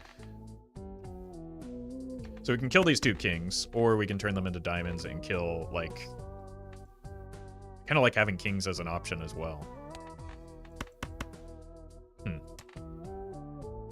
I guess how many... Suppose you saved the star. Suppose you wanted to use it on more 9s than just this 1 9. Yeah. Do we have more 9s? We do. We have 3 9s because we had to make a sacrifice earlier. We also have 1 jack. So maybe it is just worth hanging on to. We also have the jack of hearts. So we have 2 jacks. We have 3 9s. The star also saves us from tragedy in the next round. You could have it as like a safety net. You can make a, so we just a flush house on the fly. Right, so we just murder these kings then. Yeah. You want to get the maximum star value. Cool. And just go next. Well, there's 56 bucks is a lot of money to hold on to, but your tarot card, your tarot slots are already full, right? Because you only have the 1 slot because of the cartomancer. And we do have seed money, and I'm greedy. Yeah. Sick. Okay. So we just need to find 1 more 9. With that in mind. Well, you could just play the queens. That's true. Okay. Yeah. So we just use this as our hand. Yep. And then no reason to do anything with that. But we might as well... Probably should have discarded first. Just to see if we can find something better. Star on the queen instead of the ace. It's probably not going to matter, but that could have been a possibility. Yeah. It would have been an improvement. Okay. So, status quo... We have 88,000, not quite 90,000 is what we need for the next round. Okay.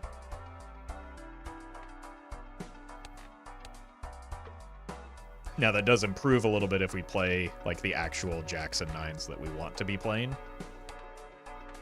Slightly. Right. The first holographic card matters the most. Yeah.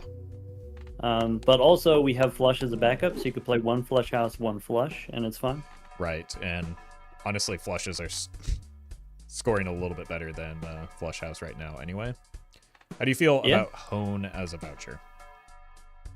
For most vouchers, I take them unless I can't afford to. Okay. And so, how much does Hone actually help you? I don't know. I just take it. Okay. That's fair. That's fair. It doesn't hurt us actively. It doesn't hurt you to take it. Yeah. But I don't necessarily need to here unless I'm committing myself to selling the moon. Yeah. Let's see here. If you don't reroll now, then you're gonna have like 80 bucks in the next round, and then you might not reroll there either. And then so I would reroll a few times, and then maybe try to get more tarot cards. Okay. That's not a bad one. Yeah, you can see the future. So worth 1 more reroll here. That's a Cavendish. Interesante. I mean, there's no reason not to take it at the moment, right? It doesn't quite get us to the anti-8 boss blind, but it gives us like a little bit more breathing room to set up. So if you take it now and turn off the stencil, then you go from a ×2 to a ×3. You score 50% more than you did in the previous round. So 50% more than 88 is going to be more than 120. So you're in the clear for the boss. Mm-hmm. I guess the singular downside is that it limits our ability to pick up a regular copy of it, but I feel like unique downside, yeah. Yeah, I feel like the short-term strength might be worth that trade-off. Yeah. Because then you get to hold on to the Cartomancer longer. Right. Which is a thing that I am very excited to do. My god. It's the world again. Okay, so we still have 2 9s and 1 jack that we're targeting with that stars card. 2 9s, 1 jack. Okay, so you're probably not going to get the full value from the star, so maybe queens as a backup. Yeah, that's kind of what I was leaning. Hello.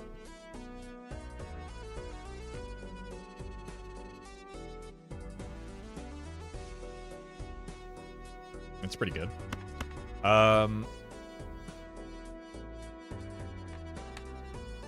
So we established that we are going to win in 1, right? Yes, with the banana we can, whereas before we couldn't. So what I might do is discard 3 here. Try and find the gold card. Try and find another 9 or a jack for long-term value, and then use the hanged man at the end. Yeah. Okay, so we got a 10 out of it. But not anything that looks appealing to use the hanged man on, I guess, is the downside to this. Yeah, that's the only way you get punished is if you draw a jack here, and then you can't use the hanged man. Yeah.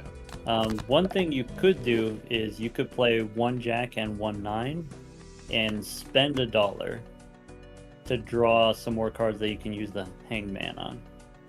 Okay. Because, yeah, we have that 10 in waiting. So the 10 and the 3 just die now? Yeah, even though they're diamonds. Right. Yeah. Who cares? They're not. It doesn't contribute to the flush house. They're not the cool diamonds. Yeah, not the cool ones. All right.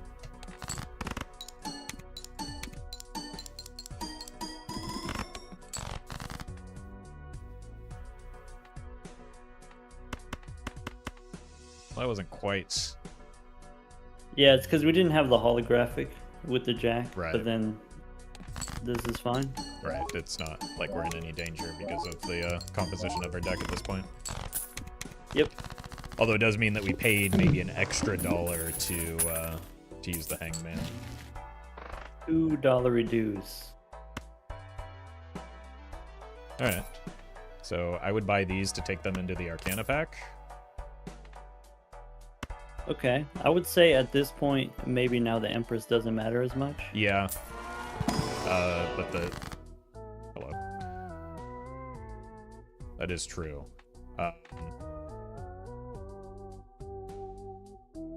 Do like just kind of enhancing these for the future. This is going to be a diamond eventually. Sure. Yeah. It's a 9, 10 you can use strength. Haven't gotten any strength yet. No. And then I like hanging on to the devil for like guaranteed like return on our investment in the round and just using the hermit here. Does that make sense? Yeah, Hermit makes sense.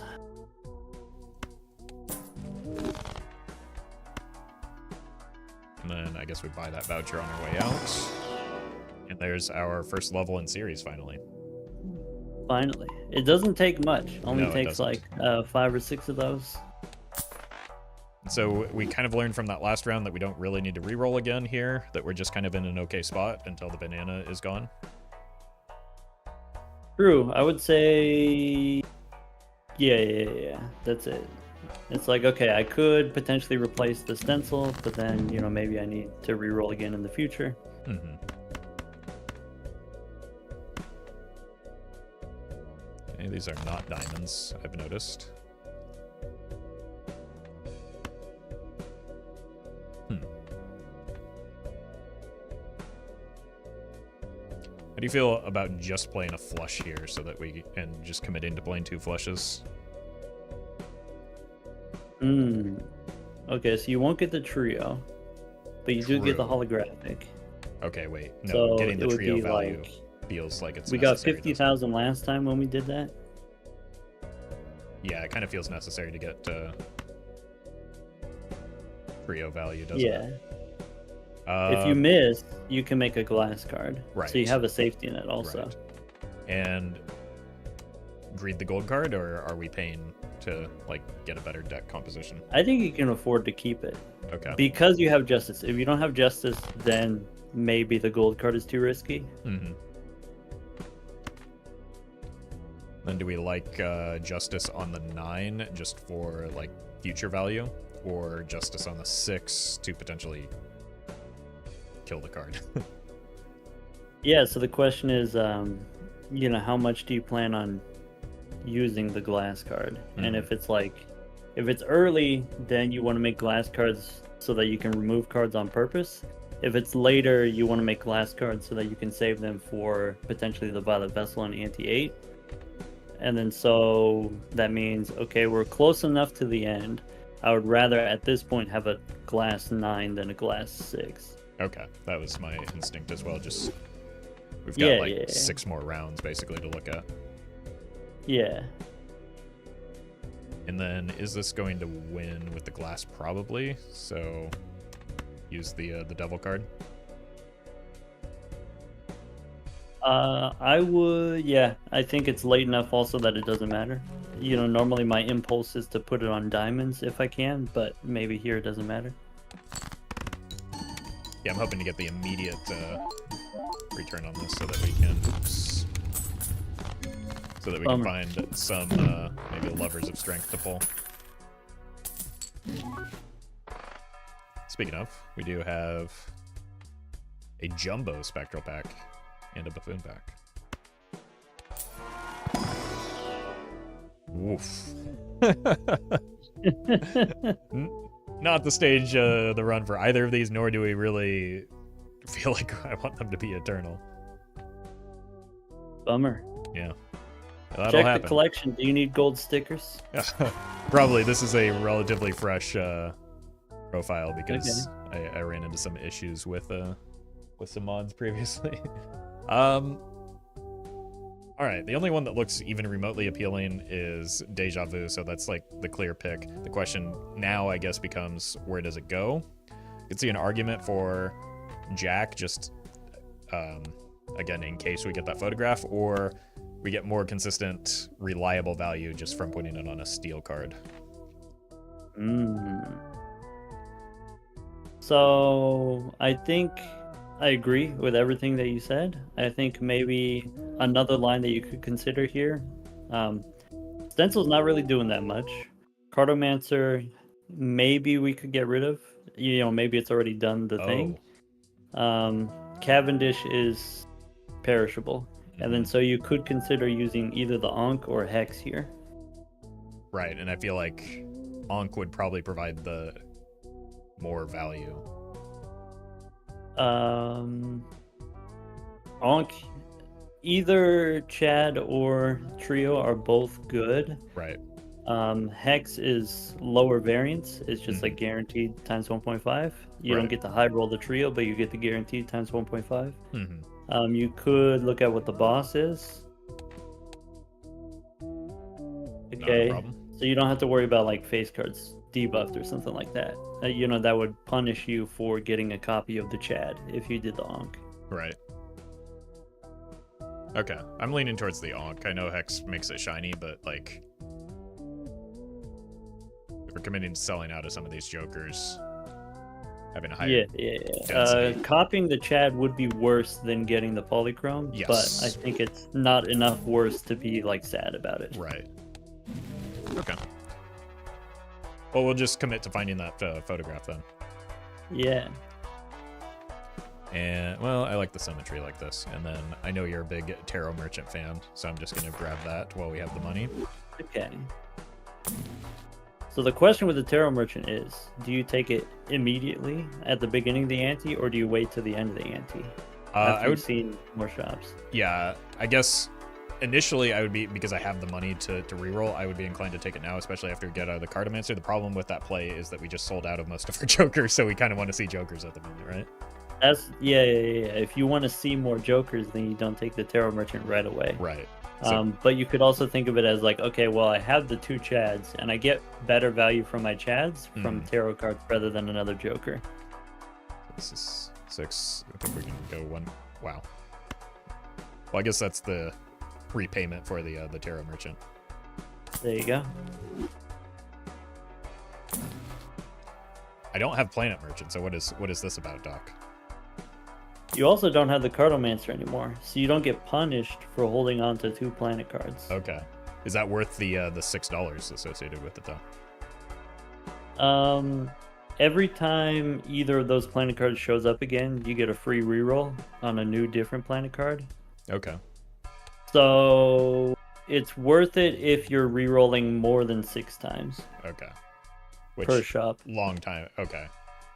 Long term we might, but maybe not here. Because I feel like, do we need to reroll anymore? Would you ever consider Andrew here? Marry Andrew? You've turned me into an Andrew believer. I had a really good run with it yesterday, so I might be inclined to do so, especially if we really want to commit to that flush house game plan. Andrew guarantees you get at least one flush house. Right. But may make it difficult to get a second flush house. Right, which right now we kind of do need the 2 flush houses, or at least a flush house and a second flush with the 3 of a kind, right? But like we need to get the trio active no matter what. Yeah. So this is the same thing as like using shortcut with straights. Like, okay, shortcut doesn't give me any points, but if I can make 3 times as many straights, I get 3 times as many points. And so with the flush house, if we get the flush house, we have the trio, we score enough points, that's it. If we don't get the flush house, we just die entirely. Okay. And so like having Marry Andrew for the extra discards helps with that. Okay. And it doesn't break our symmetry, so we're fine.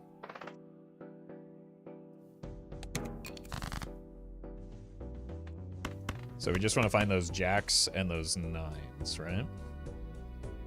Yeah, jacks and 9s. Oh, step 1. We probably can't greed the gold cards anymore, I would imagine. Not with Andrew now. Yeah. Okay.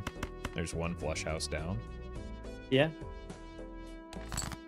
And our flush is actually not terrible as long as we have a 3 of a kind. Right, which is very, very possible to do with, we still have 3 jacks. Yeah. So we want to probably prioritize finding the jacks with that in mind.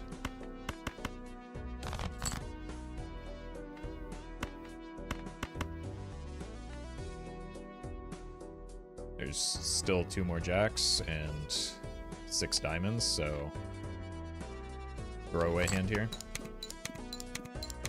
Probably didn't need to keep the 9 though. But never punished. Really a never punished moment. I think in this situation, you can get 15,000 with a normie flush even without trio. Yeah. I think it was a little bit risky to go for the second flush house or go for the second trio. But Doc, have you considered how cool it would be to get the flush house in the telescope? It would be pretty cool if you could play a lot of those. All right. Bring a telescope if you open the Celestial pack first and then the Hermit second. Telescope, Celestial pack. Oh. Well, I've already botched that order a little bit here. Yeah. It's okay. It doesn't matter here. Okay. So here we could either go Hanged Man or just Death for another 9. Feels like a good idea to get some more of those 9s because we're so desperate to get the trio online. I think removing 2 cards actually gives you better probability of getting it. I will take your word for that. Yeah. Don't quote me on that. I'm a retired methologist. Okay, so the reason I see, so I did the thing where I didn't re-roll into potential tarot cards again, right? Yeah, you can also re-roll into, if there's planet cards, you re-roll into a planet card and then open the Celestial pack. Right, increase the chances of flush house appearing. Yeah, and if you're holding 2 planet cards from the previous round, then that's 3 planet cards that aren't going to show up. Right. And then you can build your own telescope. Are we allowed to take 6 cents here? Oh, we only have 2 6s is, I guess, the concern. Well, okay. How much does your 1 flush house do you? It was 80,000? Yeah. That's not looking too good, is it? So flush house twice is viable. You can also do flush house once with 2 trio flushes. Right. You can also do flush house once with 3 flushes non-trioed. And then so, in theory, 6 cents could fit in there. I wouldn't do it this late, though. Yeah, it feels very risky to do that. Yeah. Okay. Here's another reason we're punished for this order. And yeah, I would say you have seed money. Your interest is maxed out at 50, but that doesn't mean you have to hold 50 forever, since you only have 5 rounds left. Right, and we're kind of like not necessarily. Oh, hey, we found a strength finally. We're not necessarily. Yeah, we're not super strong right now. Okay, so the strength could help us out. That helps immensely. Right, because we could also, like, I'm noticing, maybe make some queens into kings that could help us, or even, like, we don't have a lot of 8s and 10s. But, like, we could, I don't know, just get some stopgap options to get the trio. For sure, yeah, reliably. even just, like, turning a 5 into a 6. Right. Steel Joker's 20%. It turns your 80,000 into, 96,000. Yeah, I guess I should have taken a longer look at that. We do have a fair number of 6s, so I'm inclined to keep those. Is it ever worth giving up a singular jack into a queen? Just to distribute these a little bit better.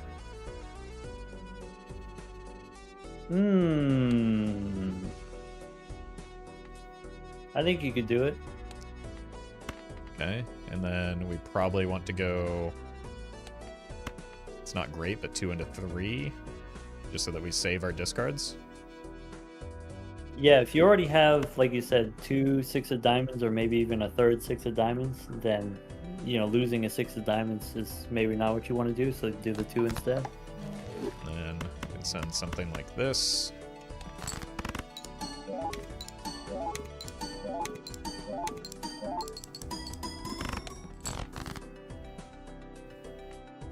And then there's our potential for another strength target if we wanted to keep that.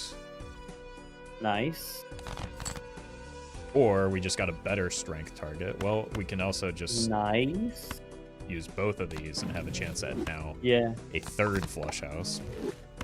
No holographic, so we're not out of the woods yet. No, but we're very likely to draw into at least one of them, and 3 total jacks to finish out this hand, right? Well. Bummer. I mean, this already ought to do it, right? Okay. Yeah. So, just to review here, we get 75, 80,000 with the holographic card because of the Chads. Without the holographic card, there we only got 20,000, even for the flush house. Right. Only 20,000. Yeah, the holographic. And so we need to have a holographic card in every hand. Right, because of how much work the Chad is doing. We need to have a holographic and the trio active at all times. Yeah. And we don't need a flush house. No, it just looks cooler. We just need the trio. Right.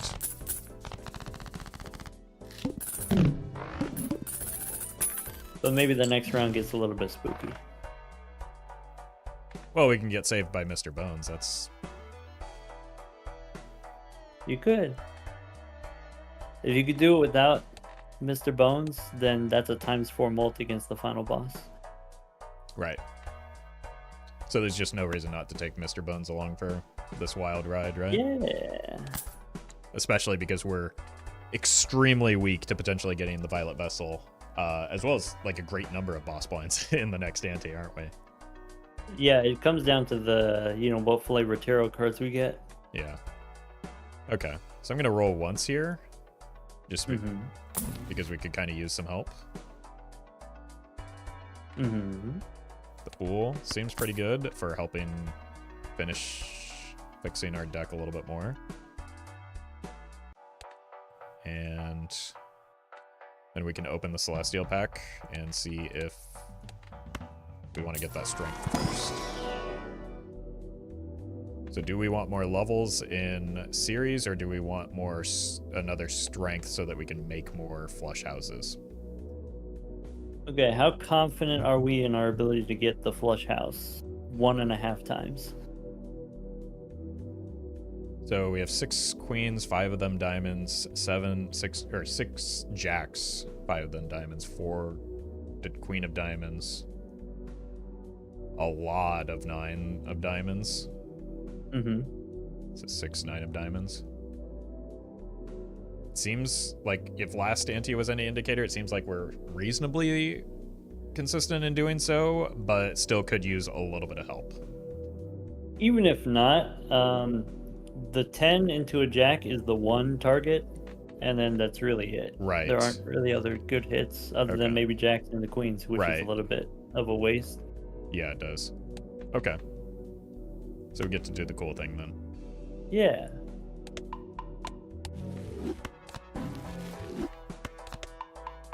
Very nice. And we're probably past the point where we're super interested in these standard packs, right? Right. We passed that a long time ago. All right, are we good? Do we have what we need? Well, yeah, we can definitely at least survive, right? Like, that's not the concern. Okay. It would be nice to keep the Mr. Bones alive, though. And then the small blind of ante-8 is even smaller, so if we can beat this one, then we're done. Okay, that's not a bad start.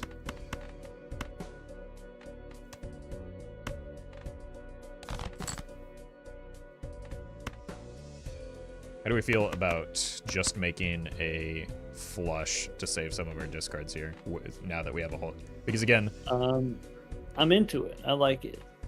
And so this is just for my benefit. The lesson we learned last time is maybe playing a flush house isn't as important as playing 3 cards and the first card being the holographic card. Yeah. A holographic more than anything else. Right. Important. Okay. So got a really good probability of hitting those 9s. Unfortunately, no holographic here. That's rough, man. Yeah, but so I mean, you only have 2 more holographic cards in the whole deck. Right. So you're gonna have to play a hand without it. So you might as well play this one hand without it. Okay.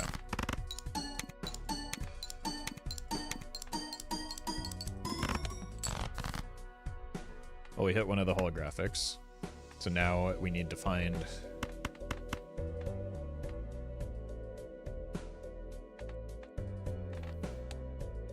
I have such a hard time seeing the enhanced cards. This one's already in hand, right? So there's 1 more queen, 3 more jacks, 3 more.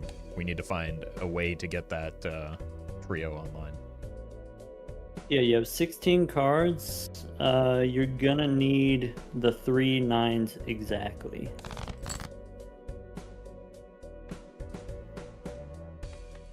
Am I though? So the 3 queens, that does like 80,000, right? The regular flush. Mm-hmm. And is maybe not enough. Right, but then I can draw the 3 9s on the backswing and finish it out, right? You get the 3 9s and there's a jack in the deck. Oh, yeah. Play, you could do the 2 flushes. Yeah. Yeah.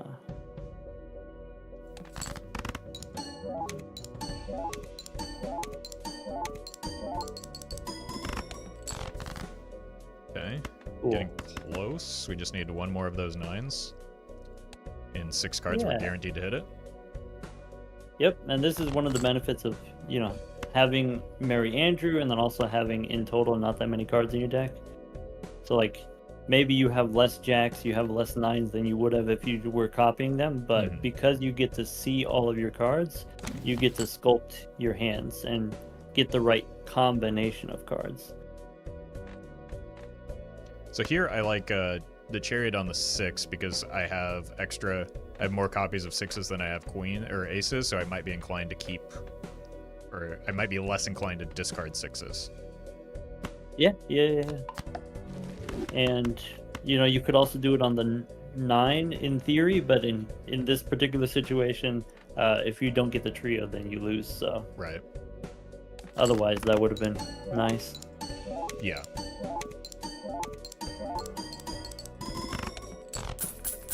Okay. Yeah, another thing that I was trying to figure out there was knowing that you can see all your cards, can you hold the steel queen in hand? Yeah. And then try to and not even play the queens as the flush. But then it ended up that we had, you know, enough cards left over to make 2 flushes, and so it was fine. This feels like a pretty good shop to me. Yeah. Just because we're kind of towing that line.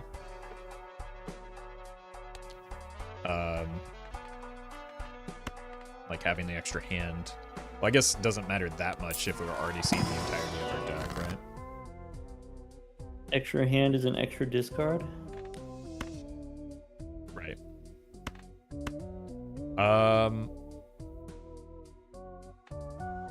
This 9 and maybe that jack are the 2 most important things to hit. So do we ever greed the stars card here? I also, before we even get to that, no, this is probably the primary thing. So do we want to greed for the for this jack? And maybe even this queen? I wouldn't necessarily consider that greed so much as, like, if I probably have a pretty good chance to hit the flush house already, and then if I don't, I can save the star as a safety net. Okay. And so, like, you could put it on the 9 here, but that might not be relevant, whereas if you're holding the star, it will always be relevant. Right. Okay. And then we have a question of Justice and Hermit. And it feels like the more immediate need is the Justice, since, like, yeah, it'd be cool to use the Hermit to set up for Endless, but, like, we need to get through Anti-8 first, right? And the Justice could help with that.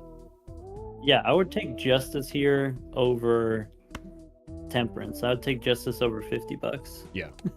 Right. Like, you can't take the money with you when we demonstrated the ability to see all of our cards, and the grabber voucher makes it even more possible to see every card.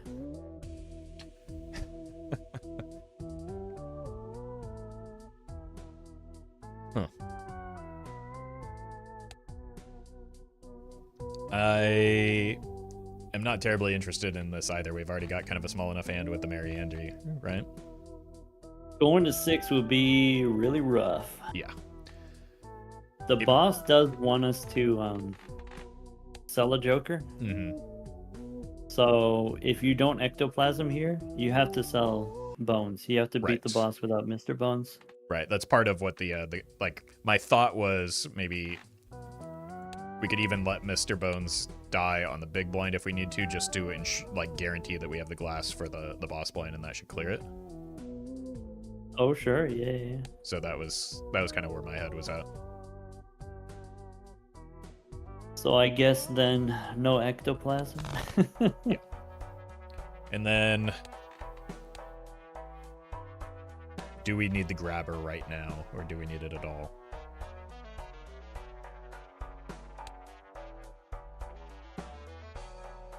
We demonstrated in the previous round we don't need it. Right. Okay, that's where my head was. Want to keep...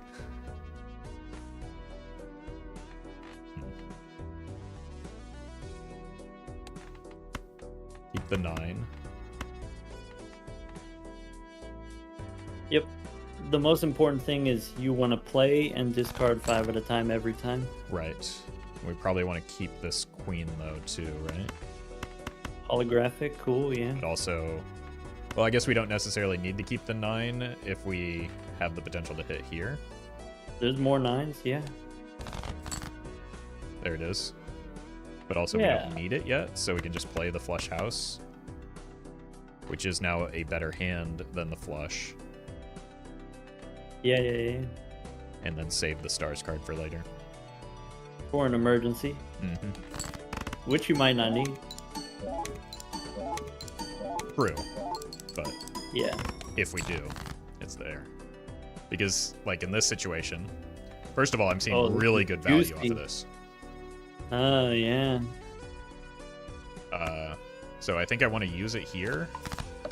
Okay. But I still need to discard for one of the enhanced jacks.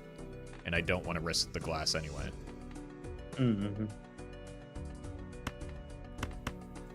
Problem is,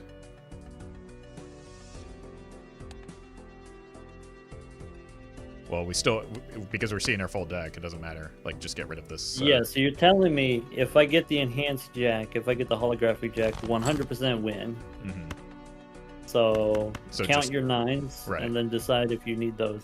Yeah, so just do that, basically. I would throw another 9, right? Yeah. If you have 2 more 9s in the deck. I have one more. We've done it.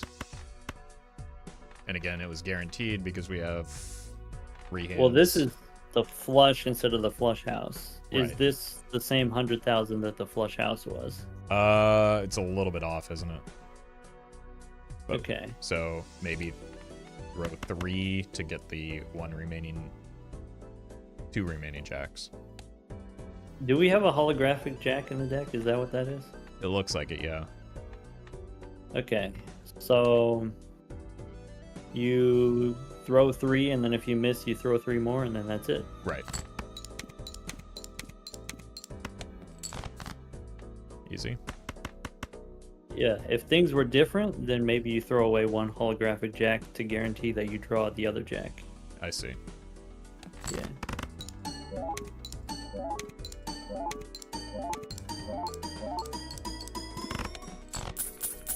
Okay, so we're gonna need a little bit. Well, we can't just let Mr. Bones go off, we've decided, right? Yes. So, well, I mean, 1 glass card will do it, right? So maybe we don't have to part ways with Mr. Bones.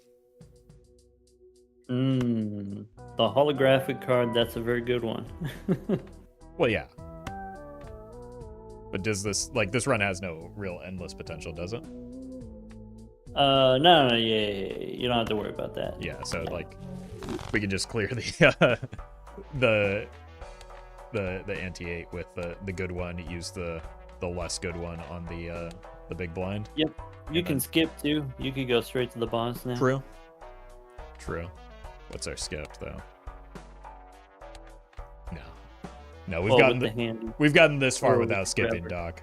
Well, I guess, yeah. No, we're selling them. I guess the skip actually is probably the smarter play.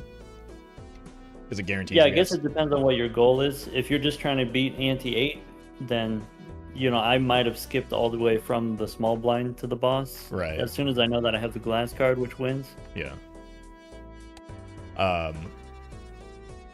It also just, like, guarantees that we have a Joker that we can sell into the Forbidden Leaf, which it would be catastrophic not to. So we should probably do that. And then this should be pretty free once we draw the good card.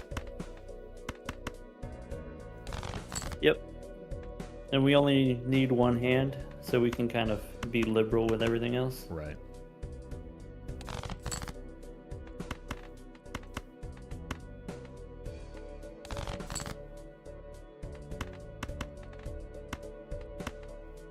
I have 2 9s left and 3 jacks. There's one. So I only have 1 9 left. Okay. You have the holographic glass jack, and you don't need more jacks than that. Whoa, hold on, wait. It's yeah, you can get rid of 1 jack, and then you've got 2 left in the deck. Right. But probably can I afford to get rid of 1 9 as well? Yeah, because you got two right. jacks, 1 9. That completes the flush house. And we've only got 10 cards left, so it's guaranteed. Yeah.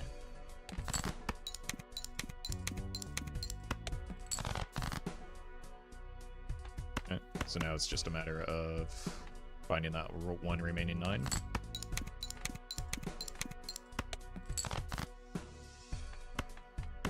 Wow, rude. I know. God, that cost me an extra $1. What are we gonna do next run? Okay. So this is our big hand. This is 2 hours of work to get to this one is hand. Definitely, this is not the easy way to go. No. This Well, is I mean, we took particularly the challenging game plan. right. Well, we took the divergent path early when we decided not to take the red card, right?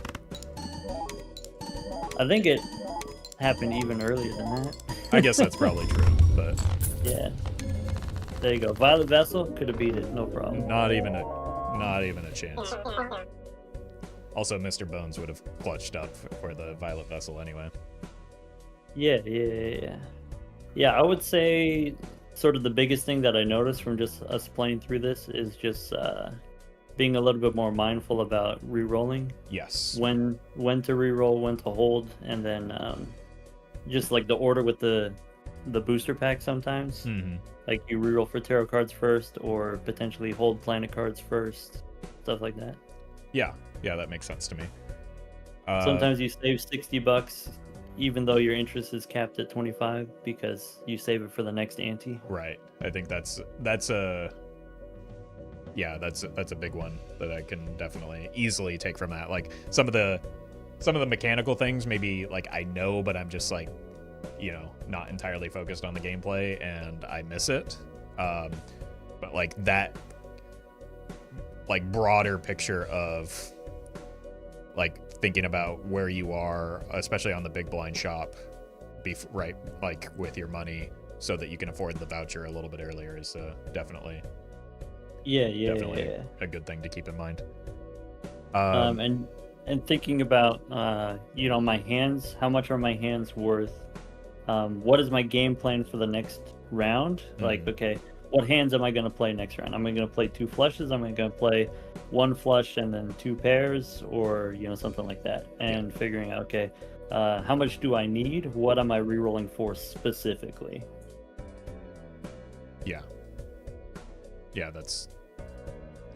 I think I get into the mindset of just kind of like mindlessly re-rolling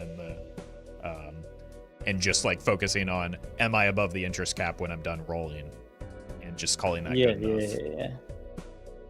You're always winning until you lose. Right. Instantaneously. Right. What I tell people is, when you lose in ante 5, it's because you made some financial mistake in ante 2 or 3. You've already lost. You just didn't realize it. Yeah. No, that's a good lesson. Have you considered, though, Doc, that maybe they just got unlucky and you don't understand? That happens sometimes. It does. Sometimes you don't draw the right cards because you didn't put them in your deck in the first place. How do you feel about a brief break and then maybe doing a plasma deck run? Break sounds good, and plasma sounds great. Okay, great. I'll see you back here in a couple minutes.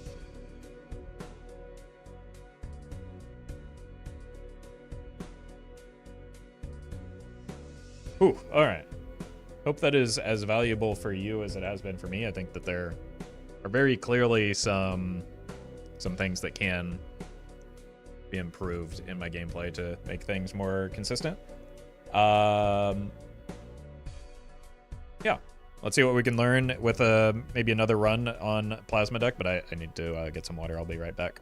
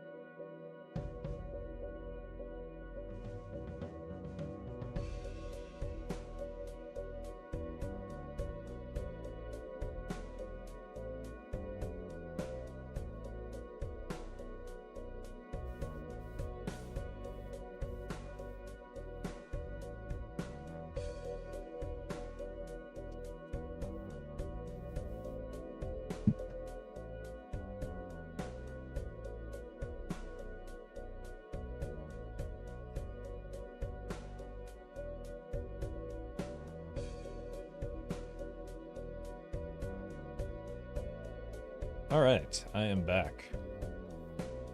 Oh, welcome back. All right, that was very enlightening, so thank you for that. I mean, thanks for having me. It makes my job easy. I don't know about that. Dealing with me like with an itchy reroll finger. Well, you do 80% of the work, and then just it's details after that. Okay. Well, that may be less the case on Plasma Deck. We'll see. I have been practicing. I got a Golden Stake high score last week or the week before. Okay.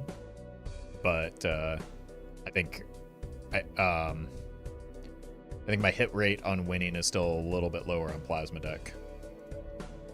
Yeah. I think it's tough. Well, I think it's just, it's high variance. Either you get the goods or you don't. Right. So, speaking of high variance, I'm noticing an investment tag in the big blind. Yeah, so one of the things that's great about the Plasma deck is for the first 4 rounds, you can win without jokers. Not only can you win without jokers, you can one-shot without jokers for 4 rounds. So even something like this flush that normally wouldn't win will just get us there easily, right? Yeah, something that wouldn't normally win. 2 pair if you have 2 cards whose ranks add up to 14. So like kings and 4s, or if you got 9s and 5s, that also works as 2 pair. Yeah. So with that in mind, here, and you can tell me if I'm off base here, but I feel less pressured under normal circumstances to like rush to open the buffoon packs early, just because I can start letting that interest accumulate. I can maybe find a joker that's more in line with what I'm looking for, because as we talked about in our last run, chip jokers are maybe a little bit harder to come by, especially quality chip jokers. So there's no guarantee that I'm going to be satisfied with the outcome or the contents of the buffoon packs. And I often just like look at the shop, wait for my money to accumulate, then start checking the booster packs. Yeah, completely agree on like kind of the 2 main points. One is on the Plasma deck, we are safe without taking jokers, and there's less jokers that we care about. The chip jokers are going to do a lot, and if it's not chips specifically, then we're going to be disappointed. And then so I don't need the buffoon pack, and then also it's not likely to be actually helpful, the buffoon pack. Right. Now, the slight wrinkle here, or what I would consider a wrinkle, is that I'm mentally already committing to taking this this investment tag. So that's -1 shot before we like need to find something that improves our strength. Does that change the levers at all and make it more necessary to maybe like take a peek at some of these buffoon packs? If it wasn't the Plasma deck specifically, I think that's exactly the right mindset. That's exactly the right consideration. Is like, okay, well, if I know I'm going to skip to the boss, not only do I have to face the boss now, but I also have to face round 4 earlier. And so then I open the buffoon packs and I look for something that's going to help me. Right. On the Plasma deck specifically, probably we're fine. Okay. Anyway, against this boss, if you get a 5-card hand, if you get a flush, or if you get a straight, it'll one-shot, no problem. Right. If you don't, 2 pair is still somewhere between 600 and 900 points. So you can win with 2 pair twice as like a backup. Okay. And then, so my, I guess my inclination is that like the investment tag, if we don't get jokers that we need, the investment tag will like give us some of that money back. Your counter to that is like, well, if we go in without a joker, we don't really like, there's less risk of first of all just dying, and it's not likely to be terribly expensive anyway because of that strength. Yeah. And even if it is a little bit expensive, we still have the investment tag to make up those few extra dollars. You definitely don't get punished by opening the buffoon pack, and then so maybe you do it just to be safe. Yeah. You could also there's a lot of common money generators from the first buffoon pack. Okay. So Okay. it's certainly not urgent, but we definitely don't have a Joker. We do get to see a few more in a Jumbo Buffoon pack. Does that, because it's starting to get to the point where we need it, that feels a little bit more worth to me here? Yeah, so some considerations. Okay, there's also seed money. Right. If we wanted to, let's see here. If we take seed money, then probably we're going to be spending even less. And then does that put some kind of pressure on us? What kind of pressure does it put on us? In the small blind, we can one shot with a full house. We can two shot with a 5-card hand, like a flush or a straight, and then one medium hand, like 2-pair. Against the big blind, every flush or straight is 1,500, so we can win with 2 flushes in the big blind, potentially. Right. There's also another investment tag, and so maybe we want to skip and take another investment. Oof. And considering all of those things, okay, well, I can get all this money, then maybe it's actually good to take the Buffoon pack then. Right. Okay, I see what you're saying. So there could be a line where we take a Buffoon pack, especially if it gives us immediate strength. There might be a reason to snag the investment tag and then in the final shop get the seed money and really get the money rolling. Yeah, if there was no seed money, if there was no investment tag, then you take the Buffoon pack just to have something to spend your money on. Right. Well, speaking of money. So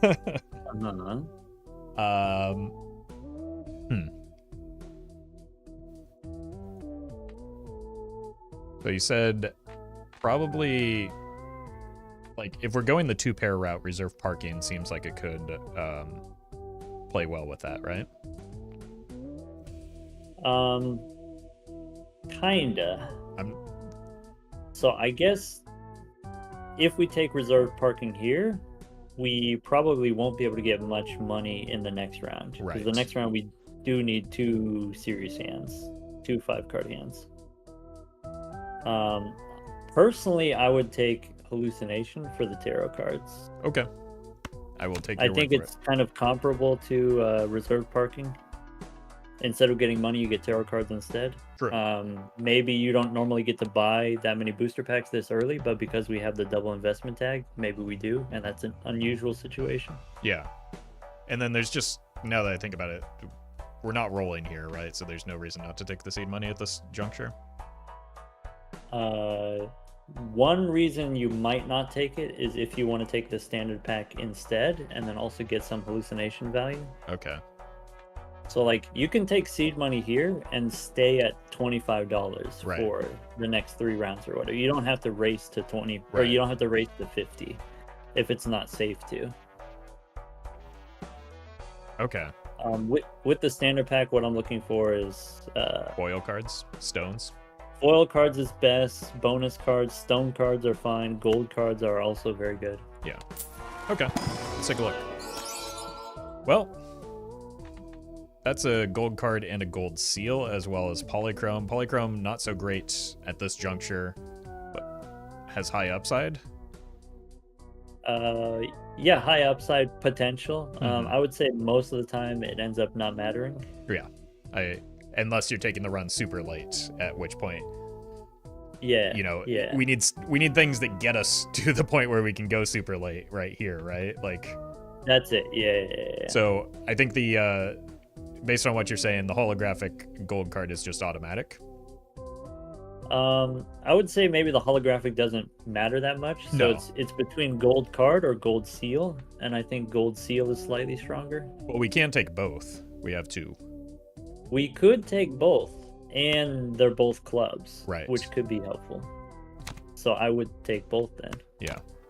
So then we might want to bias because a 5-card hand, being a flush, a couple of those could get us through pretty easily. We might want to bias towards discarding boards, clubs. Yeah, I think the next round we could do 2,000 easy. We could do 3,000 less easy, but still very possible. Okay. So with that, I think you just gave me permission to take the investment tag then, right? Sure. Would you take an investment tag if it was small blind ante 3? I would be, well, not after taking 2 already. Especially okay, with, not after taking 2. yeah, and especially after getting seed money. Like, Yeah. so I feel less inclined to do so. But also, we've drawn extraordinarily well here, so that was a... That's the streamer luck that they're always talking about. That must be. Okay, here's a actual, like, legitimate info question. Are we better off chasing the clubs here if we're just looking to hit a flush? Obviously, we don't need to, because we have the full house. But if I were desperate to find the flush, just for my own edification here,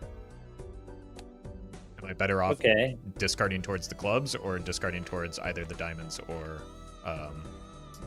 yeah, spades? So there is a full house which wins Right. here. There is, like you said, we could go for either the spades flush or the diamonds flush if we have 3 in hand. One incentive to go for the clubs is you could get the gold seal. Also, we have more clubs in the deck. You could get the gold card. Either you play it or you keep it. Maybe what I would do here is play 2 aces and the 2 non-clubs, jacks. Because I know that's 900 points. Right, that'll get us in striking distance for where we Right, need to right, go in and the so worst that case gives you scenario. a huge safety net to Right. where now you can't fail. Right, especially given how many, like, we still have all of our discards left. So Yeah, we don't have to worry about money anymore because we got these double investments. So you could just go purely for greed. And here, I don't want to get too greedy and die. Should I just, like, keep the 2 pair because that'll get me the rest of the way there, or should I just keep chasing those clubs? 2 pair wins. 3 sevens also wins. Oh, so then that's that way I get to discard 7 or 5 cards still. Yeah, 5 at a time. And we hit the king, so that's just money positive. So there's no reason not to play that. Yeah. The one drawback there is then we didn't keep the clubs, so we can't do the flush. So it's going to cost us an extra $1, but that's fine. Yeah, it was a different, again, still a risk, but like maybe felt like the less risky play. I don't know that it necessarily was though. Yeah. Low risk. Yeah.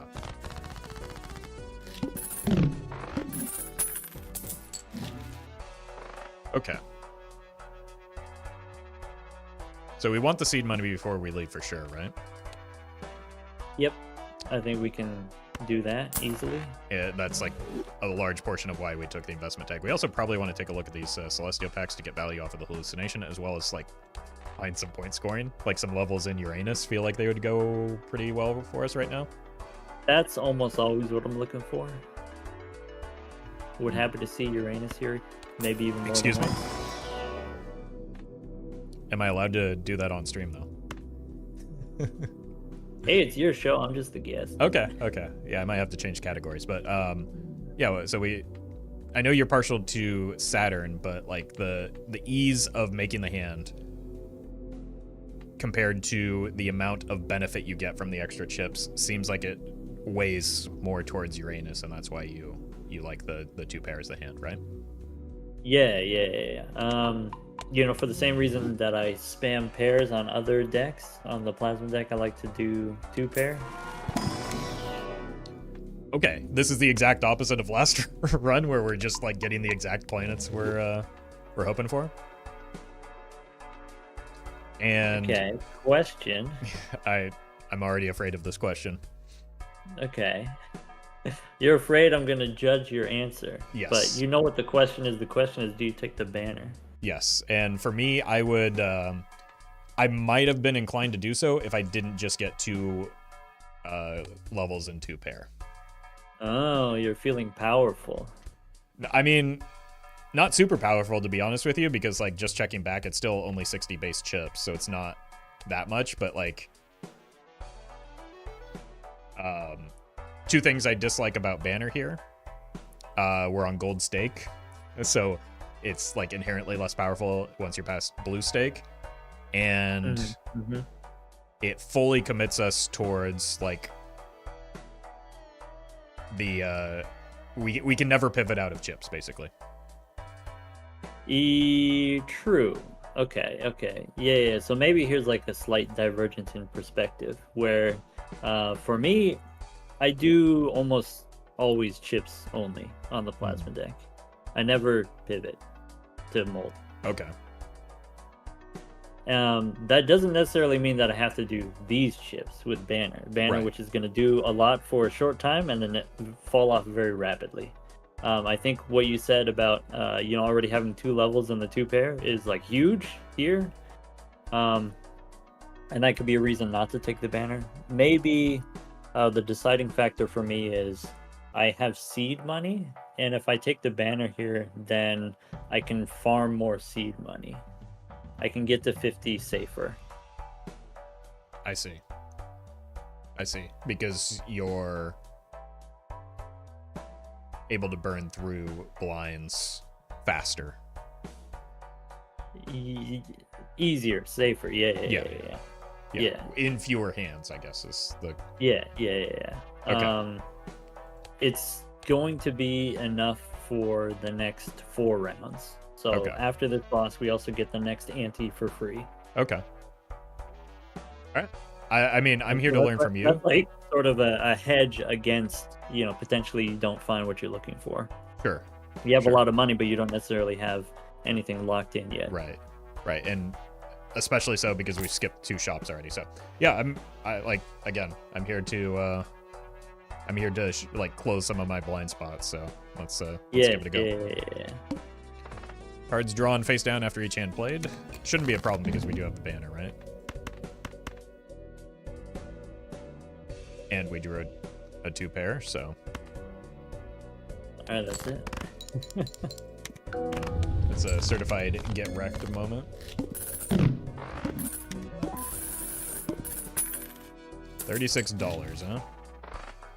And more Eternal Joker, so I think we're definitely searching for some more 2 pair value, right? Okay, it's an $8 booster pack. Yes. Or is it $7? Maybe only $7. Yeah, $7, but we have potential upside with the hallucination, right? Potential upside, yeah. If you're not spending money on booster packs, what are you spending it on anyway? You can get all the money and you can do all the rerolls or whatever, but like you get diminishing returns on rerolls, but you have a limited number of booster packs you have access to. Gotta tell you, Doc, I'm very skilled at leveling up 2 pair right now. So. Oh yeah. So this will take us down to 42, 43 if we wanted to sell this. Does the standard pack become worth? I do it for the same reason as the Celestial pack. Just sort of, you have seed money, you have more interest cap, but you do need to get the ball rolling here at some point. Yeah. Okay. How do you feel about the stone card? Is it tickling your fancy? I would go up to 4 stones, but I wouldn't go beyond 4. Right, because if we're playing pairs or obviously high card, it's maybe a different story, but like the we can only play 1 stone card per hand, right? Yeah. Okay. And I'm a fan of hanging on to this temperance for a bit until we maybe get more than $4 off of it. If you use it right away, you get an extra $1 from interest. Yeah. If you save it, you potentially get $2 extra if you buy a Joker in the next shop, which seems pretty likely, right? Yeah, like what we're looking for right now is Jokers. Yeah. There's some consideration if you're holding on to temperance, you can't find another one. Mm-hmm. But if temperance isn't really that big anyway, maybe you don't care about finding another one. So with the Banner, we don't want to discard, but we do want to play the gold seal, and we still, we want to, the flush doesn't really matter, right? Well, maybe it yeah. So we just want to probably keep the jacks and play 5 cards so that we see more of our deck. Yeah. Okay. So do we need to find a second pair, I guess? Kind of seems like it. Every high card is going to be 1400, so you need 2 pair exactly once. Okay. So let's just draw the 2 pair then. I don't feel so good, Doc. It's okay. You could still discard and find a 2 pair if you need to. Yeah, that's true. Okay. I just gotta trust the process, you know? Yeah. Allegedly, 2 pair is not the hardest to draw, but it's not guaranteed either. No, it's no pair, that's for sure. Yeah. Oh, wait, we've got great synergy between Castle and Banner here? If you didn't have the banner, would you take the castle?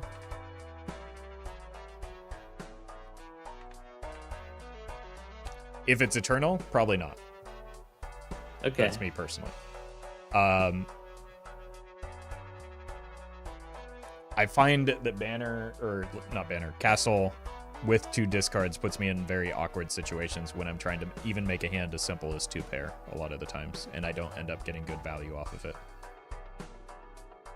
Yeah, in general, I think pretty disappointing, the castle on the higher stakes with less discards. Maybe on the plasma deck because it gives you chips, then maybe that moves the needle for me personally. I think if you choose not to take the castle, you don't necessarily get automatically punished by that. I think it's close enough either way, whether you take it or whether you don't take it. But either way, doesn't play very well with Banner right now. Not in this situation, yeah, because we already have the banner. All right, so I'm gonna sell the lovers because our suits don't matter. Buy the buffoon pack because we're likely to get a joker off of that. Then use the temperance if I need to make room. Yeah. Great sequencing, of course. I mean, Sock and Buskin not that bad when we're like we play 2 face cards. That's an extra 20 chips. 20 chips, that's huge. All right, and it has unironically actually very good. Yeah, and it has better sell value for the temperance, which you can then use. Yep. Because we want to use this High Priestess to see better quality potential cards in the Celestial pack. Although we need to sell 1 so that we have potential hallucination space. Is that a fair trade-off, or are we just committed, or would we prefer to get more likely Uranus value?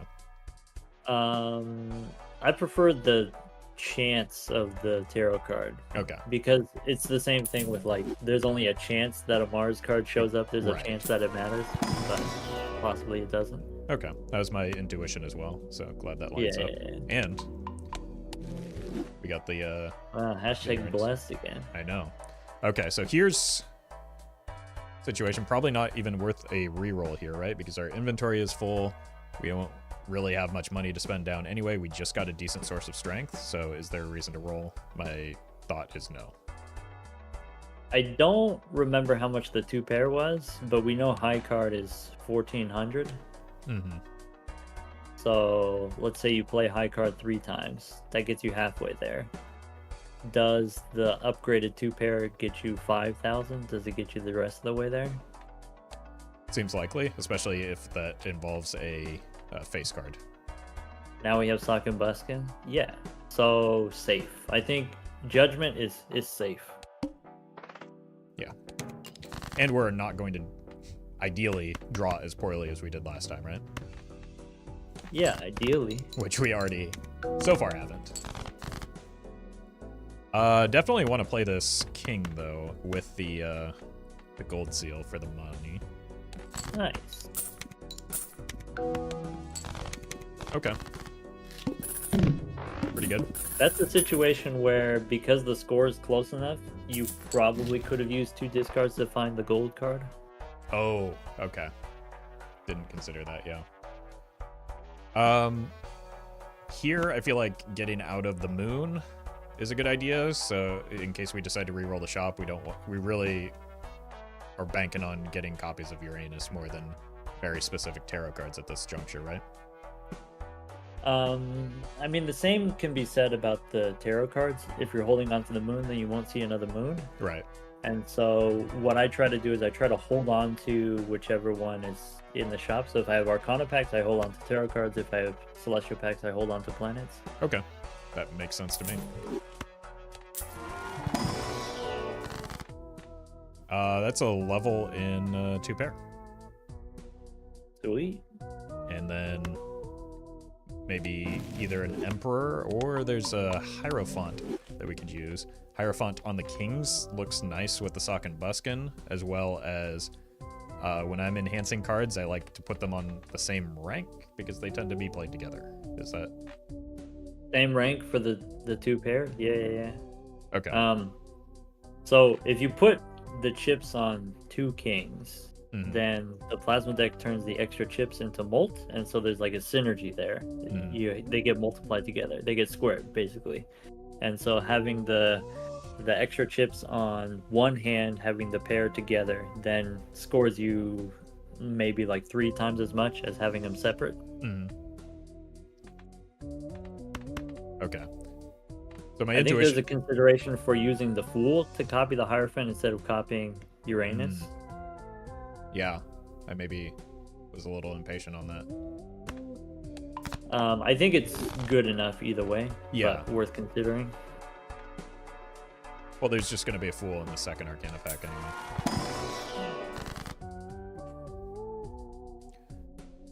Alright. I can already feel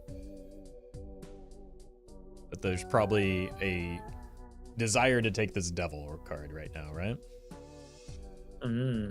Okay. I guess we're in... It's only round 6 because we skipped twice, but technically we're about to go into the anti-3 boss, right? Mm-hmm. So how are we doing on points? Do we have enough points? We know in the previous round when we played the 2 pair was 8,000. After this boss, the next round is going to be 18,000. So we would need, with the banner, we would need 2 pair twice with no discards. Okay. And so maybe, yeah, it's nice to have the money, but we also have money already in the form of seed money. Right. And so for, in the same way that you kind of, sometimes you take value generating jokers and sometimes you have to swap them out for scoring jokers, maybe the same thing here. Instead of taking the value generator, we take the scoring option in the form of the tower. Okay. That makes sense. And we haven't hit our quota of stone cards yet. Yeah. Right. I think making a gold card there is a good option over other options. If there were other things to do there, making a gold card is fine, but it is slightly greedy compared to making a stone card. Right. Okay. And then we don't really want to spend for 2 reasons here. First of all, the boss blind is nasty. Second of all, we want to be able to afford the next voucher in the next shop, right? Yeah. So, okay, we decided I'm not going to reroll. I'm going to save my money for great reasons. Do we want the blank voucher?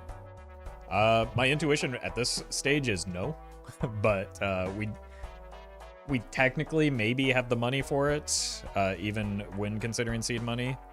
I don't think it's optimal, but I don't think it's going to be harmful or super harmful either way. Okay, it's about from here. Maybe it's a 25% chance that you hit the antimatter. Okay. And for $10, maybe it's worth it for 25%. Yeah. I think you don't get punished if you don't take it. Right. Yeah, I don't think you get punished either way, right? It's just a bit of like, I don't know. It's the way either way risk assessment works. Is well, this is not a good hand, is it? I've seen better. Yeah, that's okay. We still want to see 5 new cards, right? So we're just gonna pay the tooth tax. Yeah, this boss is particularly stinky for us. This boss is part of why I was kind of leaning away from taking the voucher.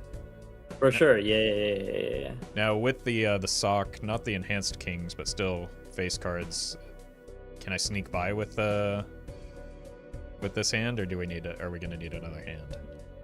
You're questioning whether or not to spend an extra $1. Yes. I think I would do it with just the 4, because if it doesn't win, you can still play high card for 1,000 points. Okay. True. We did get one more planet upgrade in the previous shop, in addition to sock. Okay. So we're at what, about 15k? Yeah, on the plasma deck have trouble keeping track of how many points I'm gonna make. Right, especially if things change in the shop, which you kind of want them to. Yeah. Because like, if you double your amount of chips, that's 4 times as many points. And if you get 50% more chips, that's also double your points. And so it's, you get these huge swings in your score. Right. Okay.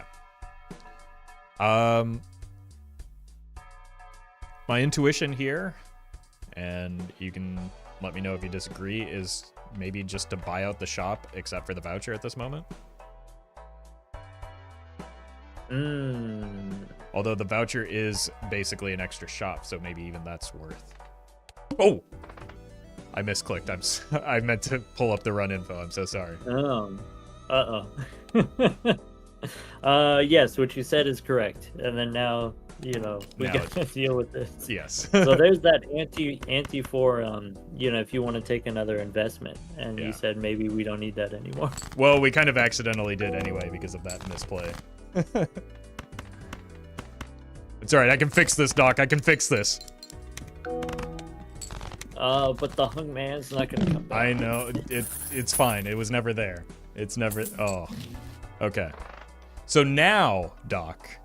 I would still be inclined... Even though I don't need the sun here, I would still like to buy it just to see another, like, third of a shop. You do get to see another one. It's like getting a partial reroll. Yeah. And the turtle bean is actually quite helpful, given the way that our draws have been. Yeah, now you can get the 2-pair without discarding.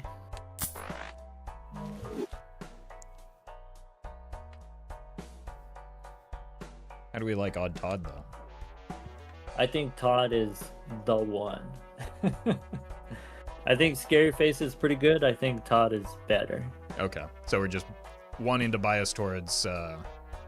So that means things like strength become extremely valuable now.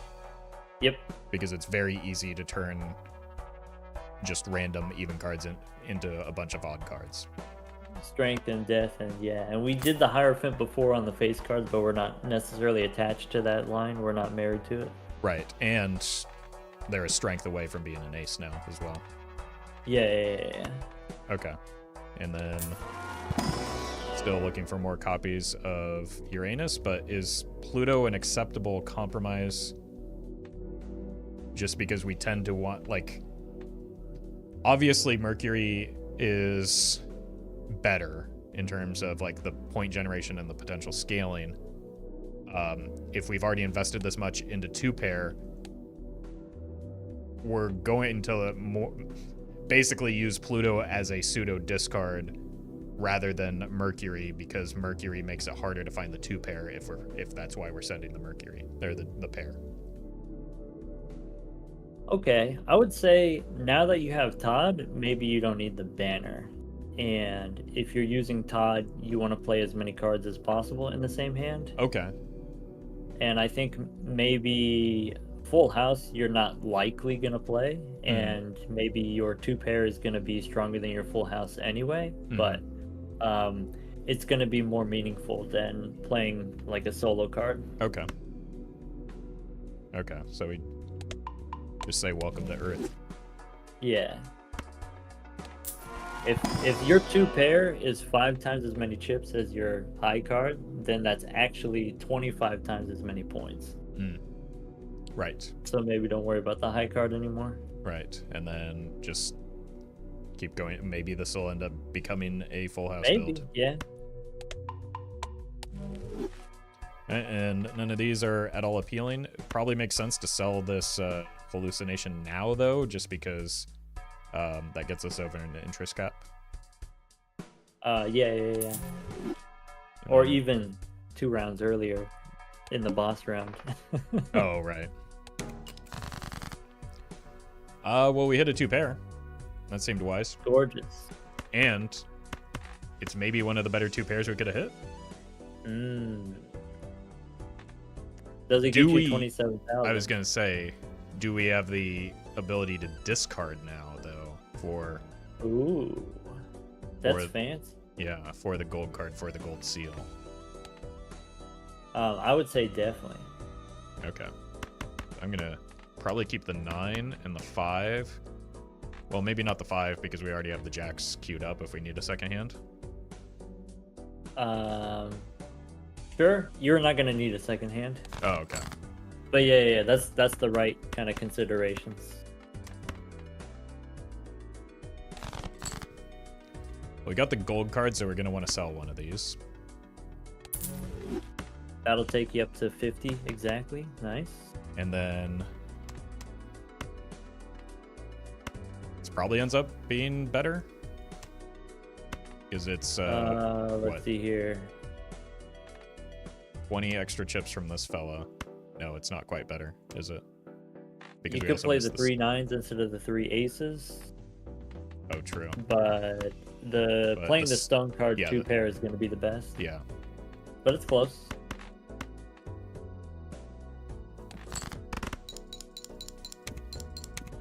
I was kind of hoping to hit the gold seal king with the sock and buskin before.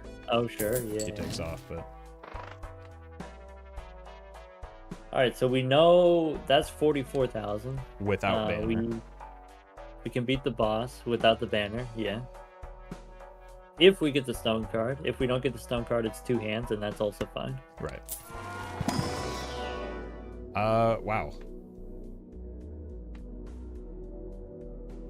So are we just continuing to push towards Earth, or maybe think about maybe working in a 4 of a kind?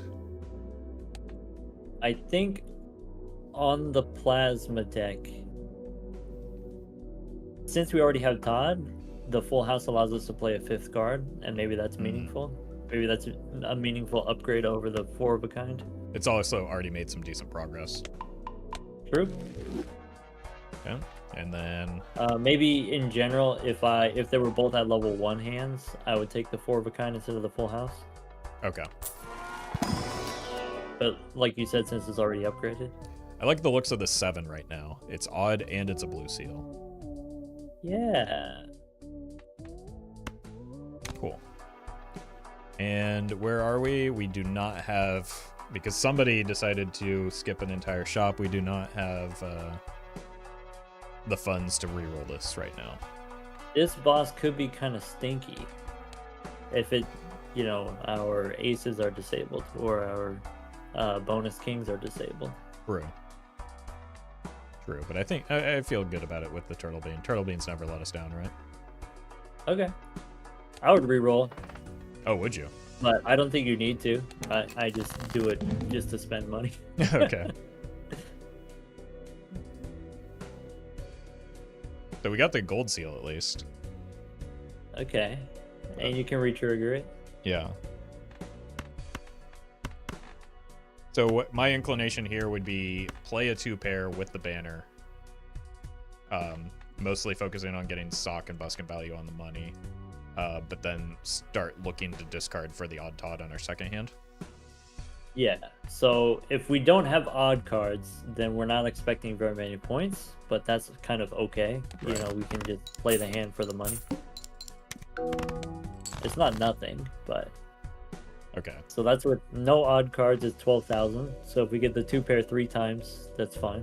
Mm-hmm. Unfortunately, here we managed to not draw 2 pairs somehow. Right. But on the bright side, we do have our 9s should be relatively fresh, right?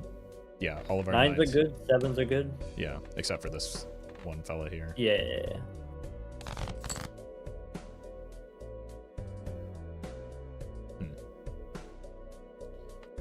I might do something like this as another throwaway hand while we still have one hit on the banner. But I don't know if that's necessary. That just allows me to see more of the deck so that we can, like, the 9s seem like the critical thing to find right now. Sure. Yeah, this should be less than the first hand because we have less from the banner. Okay. 7s are looking good in that we have them.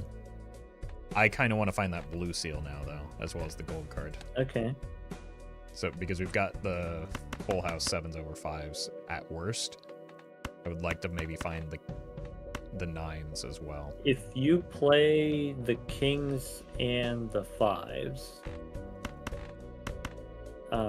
that won't win. Right? We did something like that already. Right. And then maybe you can discard after. Okay. Which will give us a better chance of finding the gold card and the blue seal once again. Yeah. And now we know for sure we can discard and don't have to worry about the banner. So I guess my question now is, we have a bit of decision point here, right? In terms of the blue seal. Do we want to maybe push towards the, I guess it doesn't affect our discard necessarily, but do we want to push towards a full house or stick with the 2 pair? Okay. So I would say, let's see here, the full house gives you 25 chips compared to the Uranus gives you 20. So like that's not that much of a difference. The extra chips from the full house, the extra card from the full house, potentially you get more Todd action. Maybe that matters less later when you have the high level chips from your hands. And so maybe I would go 2 pair because it's more spammable than full houses are.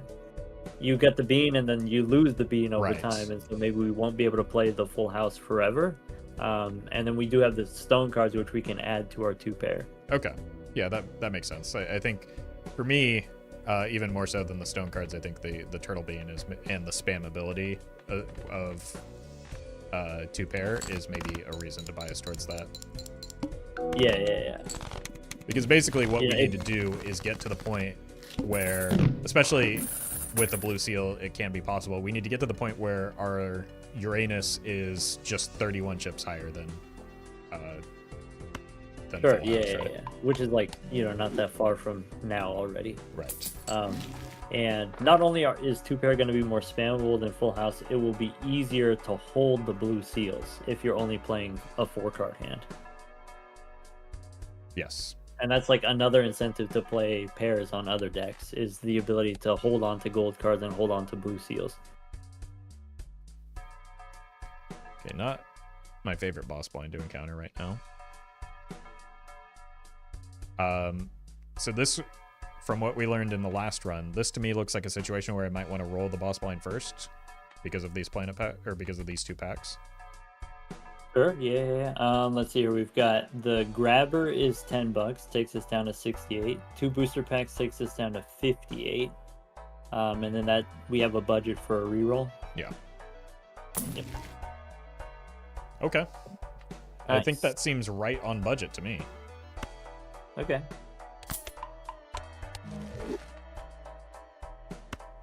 And then now the Celestial pack is marginally better because there's a Jupiter card. Alright, well.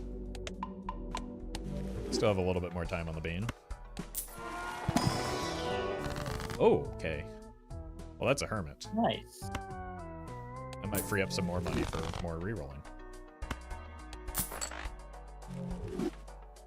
So I would be inclined to, first of all, take the credit card because there's no reason not to. Sure, yeah. And then it's marginal, but like that's exactly the right idea. Is like it doesn't hurt me to take it, and if I take it, then it won't show up again. Right. And then reroll, and none of these look terribly appealing, unless I want to commit to like banner plays for a few rounds with the while we have the bean with the delayed gratification. True. But You give up the ability to discard to find your gold card and your blue seal, and that might be more important. Okay. And then we do have enough money to reroll again, and we're early enough in the ante where we're not going to get punished with the voucher in the future, right? Yeah.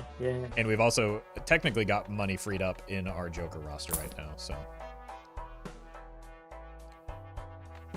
Cool. I like a Krusty or a Chaos. Yum. Just in general. Like, I like them. That's $8. Yeah. Like, obviously it's an immediate take here, but like even just setting up for next ante, it's kind of nice.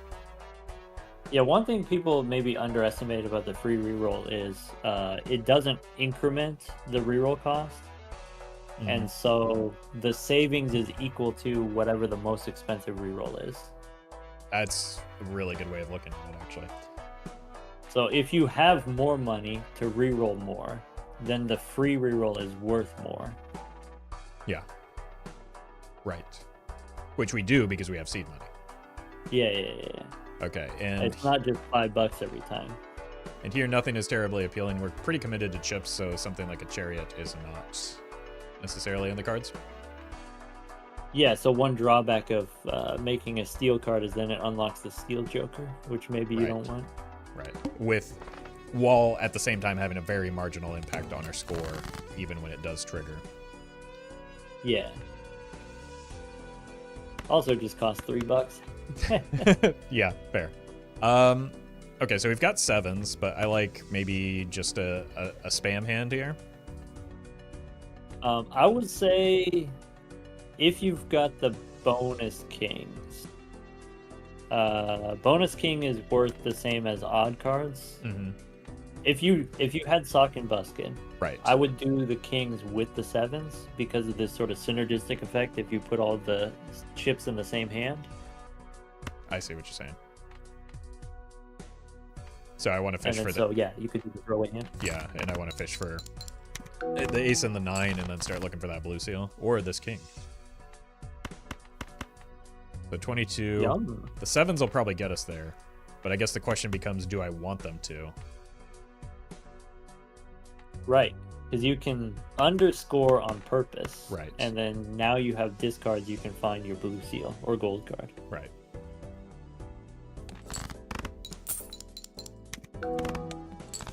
And now we have the winning hand already.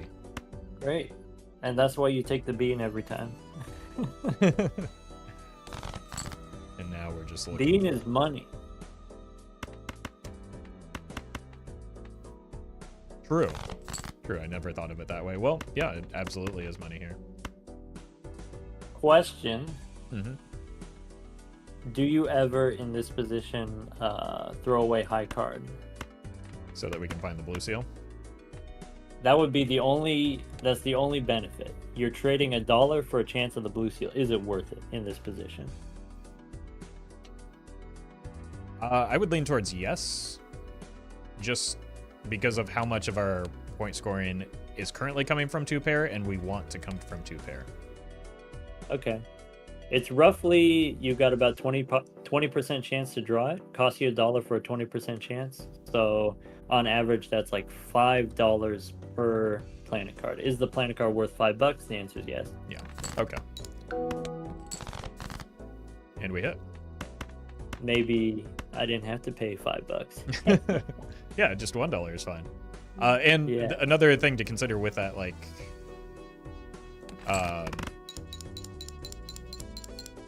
with that decision is that, first of all, we're getting some of the money back with the gold card already. Money is very far from our limiting factor right now. So, like, what is the point of money if not to spend it? Yeah, we have a limited amount of things that we can actually spend money on. Once you have enough money to cover all booster packs every shop, then you don't need more money than that. Right. Not that you ever stop making money, but you don't need any more. Right. Yeah, true. So this is a buy the devil angle, immediate reroll so that we can try and make these planet cards more valuable. We made our shop more valuable by accident instead. Okay.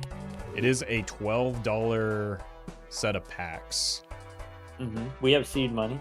We have seed money. We have the capacity to sell the sock as well, though. So we have $67 right now rolling here. Still gives us... Right, we've got... Yeah, and the gold card is +3 also. Right. So we got the budget for it. Yep. And is there consideration for maybe a blue joker? Okay. Yeah, blue joker makes sense. I think... Yeah, if you got to decide between Scary Face or Blue Joker, then maybe Blue... As long as Blue Joker is at least 30 chips, then it's worth it. Okay. Which it usually is, because... Ideally, we'll get our deck fixing such that we don't have to discard as often as we have been, right? And we'll just be able to hit the odd Todd 2 pairs pretty easily.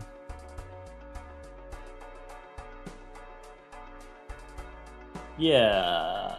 Sorry, I was answering a Twitch message. Oh, no worries. No worries. I dropped like a minuscule amount of frames and people are freaking out. so that's fine. Yeah. Sorry, what was the question?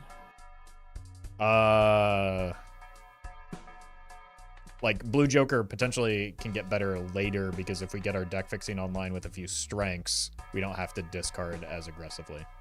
Oh, sure. Yeah.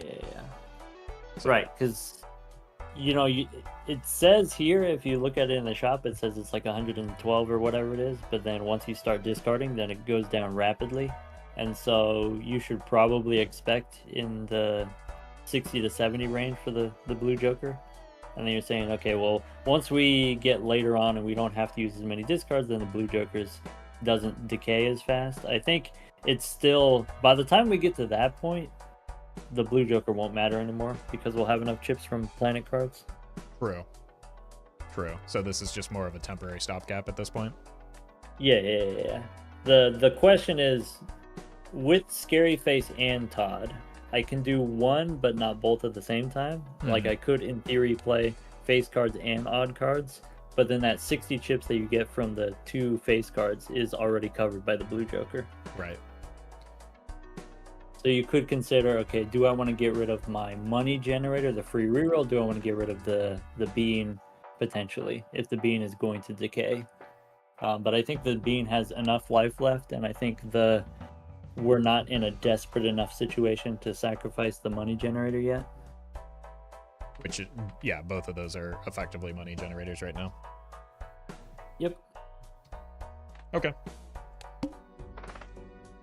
Good enough for me. So many investment tags this round. All right, so no odd cards. Unfortunately, this is making Scary Face look a lot better than maybe it was, but like Blue Joker. Yeah, that's okay. Blue Joker. If we hadn't hit exactly this hand, Blue Joker was still better than Scary Face, right? Yeah. Still 90. 90's good. And now, probably inclined to discard a little bit because the next hand. Well, first of all, we don't have a 2-pair. The next hand might be the one that gets us there. Yeah. Throwing away some jacks because we already played jacks. Yeah. And then super excited. Wow. Scary Face in shambles right now. This feels like it's worth another discard though, to try and find the blue seal. Yeah. I think if you play the kings and fours here, I think maybe it wins, and then so you discard instead of playing a hand. Right. So here, we don't have great ways to see a lot of cards while maintaining our 2-pair and our, right? Like we can, do something like this to see more cards? Yeah, you could play just the pair of 4s and then keep true. the pair of 9s. Yeah, okay. You'll get like a tiny amount from the blue joker, maybe like 2,000 points. Okay, which is a good thing. Yeah. And we get the blue seal and get to put the gold card on it for maximum value. That's where you tell them calculated. Calculated, and like the problem with the scary face there. This is some post-hoc justification. $6. We don't need to sell this, but it would have won too fast. That would have been bad for us. Yep. If we had unloaded it earlier, then we wouldn't have gotten all that value. That's true. And that's like one thing that's like especially tough on the plasma deck is just being able to ballpark how much you're gonna score. Yeah, it's true. It's true. So I know I learned last time we always pick the Chad, right? But it also makes quite a lot of sense with the Odd Todd, doesn't it? Yeah. Now what do you drop? I'm looking to get out of the bean because it's only +1 hand size and it dies at the end of round anyway. So I get $3 to offset the fact that we're losing the hand size, which we learned hand size is money. For sure, yeah. 100% of the time when I have the bean, I forget to sell it. I've never gotten the $3. Well, you see, now you're picking up something and learning from me, Doc. All you have to do is find the perfect joker in the shop to complement what you've already got. Then you and have no reason not to sell the bean. Yeah, all right. I'm glad we're doing this together. You're right.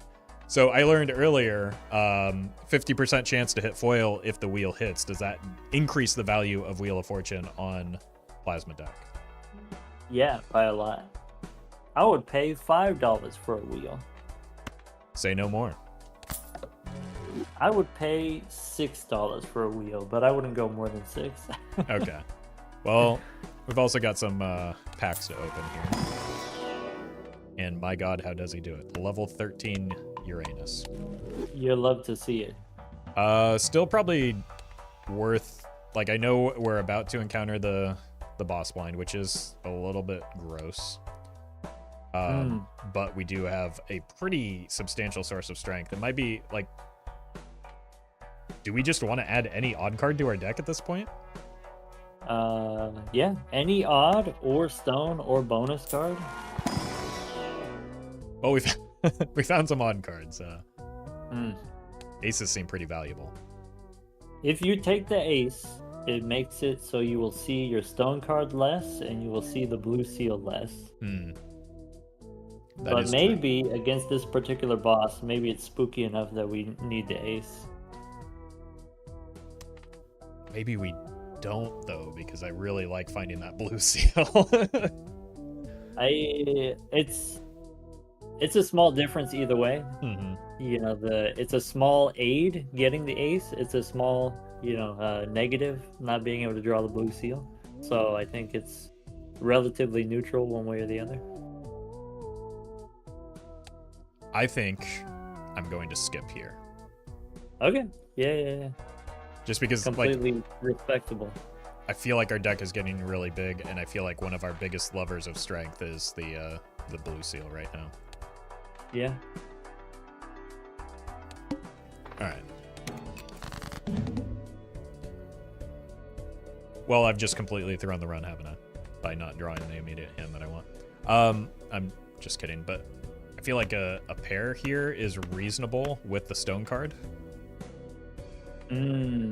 Yeah. And that's like, one of the benefits of doing the stone cards on the plasma deck is Chad is common, and you can do exactly this. Right.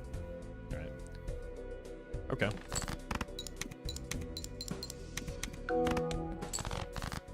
It's good, not great. I feel like now might be an appropriate time to start discarding for our 2-pair hand. Could be. We've also got the moon. Right, okay. So I would want to do something like this, maybe? Yeah, whatever cards you were already planning on throwing away, go ahead and flip them.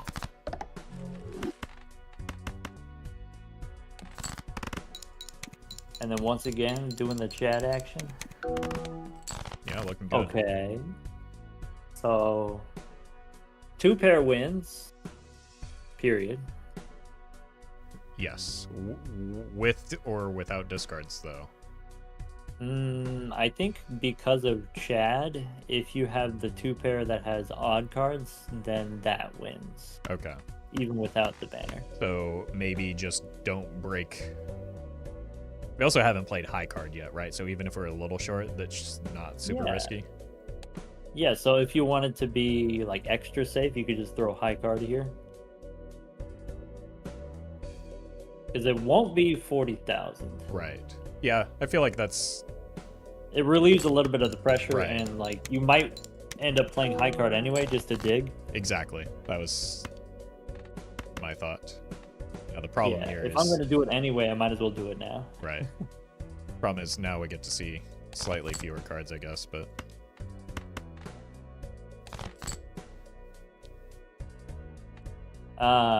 Punished. Yeah.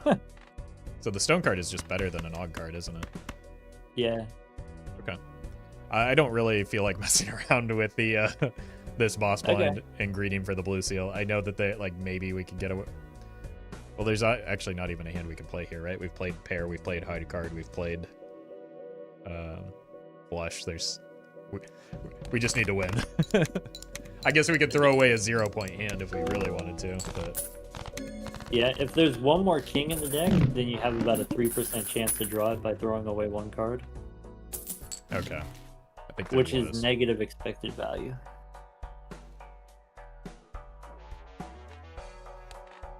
Okay, this ice cream to me isn't going to last as long as we would want it to, right? This is kind of a similar situation that we saw earlier. If it weren't perishable, maybe it does. But it's perishable. I think it does more than Blue Joker for as long as it is perishable. True, especially if we're discarding for those blue seals more aggressively. Yeah. I guess the question that I ask myself is, what is the first Joker that I'm going to replace in the next 3 rounds? And probably the first Joker that I replace is the Clown, because it's getting late. True. And if that's the case, do I need to replace the Clown now? I think the answer is no. I think we can survive without taking the ice cream here. Perfect. That's what I wanted to hear. I love this guy. Yeah, as long as the longer you keep it, the better. Well, I know that Can everybody. I interest you in some discards, my guy? I was thinking that I've been saying we need to clean up this deck a little bit, right? Okay. Now we have a vision. Now we have a game plan. Right. So now the Krusty dies, unfortunately. Yeah. Would you take trading card in round 13 if it's eternal here? Round 13. With my deck looking this way, maybe, yeah. Okay. I would do it too. I think it's incredibly risky, but I would do it too because it's fun. Yeah, that's the main thing, is that it's just fun. Yeah. Okay. So if we roll, we go to 63. And we have a $12 shop, so we technically have the money to try and improve the quality of this Arcana pack. We also have $3 queued up for the trading card, so it makes sense to me to roll here. Yeah. Is Crystal Ball something that you want to have either now or by the end of the ante? Is it something that you want to take? Maybe by the end of the ante, probably not necessary now. Okay, so because it's not necessary now, we have the budget to reroll instead of taking the voucher right away? Right. Nice.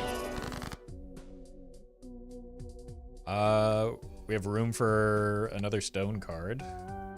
Okay. Which we saw the value in just recently with the Nice. Chad. It's so good. Oh, I guess it can be on a 6. Although a 6 can be strengthened. Maybe the Den was better. Ooh. Lucky 9, huh? That seems pretty good with the Chad. I would say, I mean, it's on average, it's like $1.50 per activation. So every time you draw that 9, it's $3. That sounds good enough to me. Okay. It's odd. That helps. Yeah, if it weren't odd, I would be less inclined to do so. But like we're Yeah, kind of yeah, building towards playing the 9s anyway with the odd Todd. Huh. So here, I kind of want to do this first and then discard since we already have the 2 pair. Get a little bit of a head start, and I want to bias towards the money because I'm greedy. Sure, yeah. Once you discard, you lose not a whole lot of value from the banner, but you lose a little bit of value. Right. So you could play the hand first. You just have to ask, like, is it possible for me to hit 100,000 here? No, so then it's okay to play one. I like killing this 2. And maybe looking for an ace here. Ace makes sense.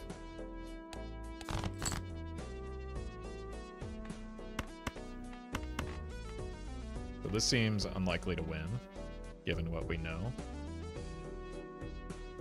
Yeah, it's not going to win. Am I seeing too few cards by not playing one of these 7s? Knowing that we need the 2 pair. Right. That was my thought process. With 39 cards left in the deck, I would say throw away the extra 7. And Okay. then, potentially you're sad. Potentially you have to play the gold 7, but, better safe than pregnant is what I say. Sure. Especially when it comes to Uranus. Yeah. Now, does 2 aces and 2 7s, does that get you 40,000? I would think so, yeah. Yeah, okay. So we could try to get another 7.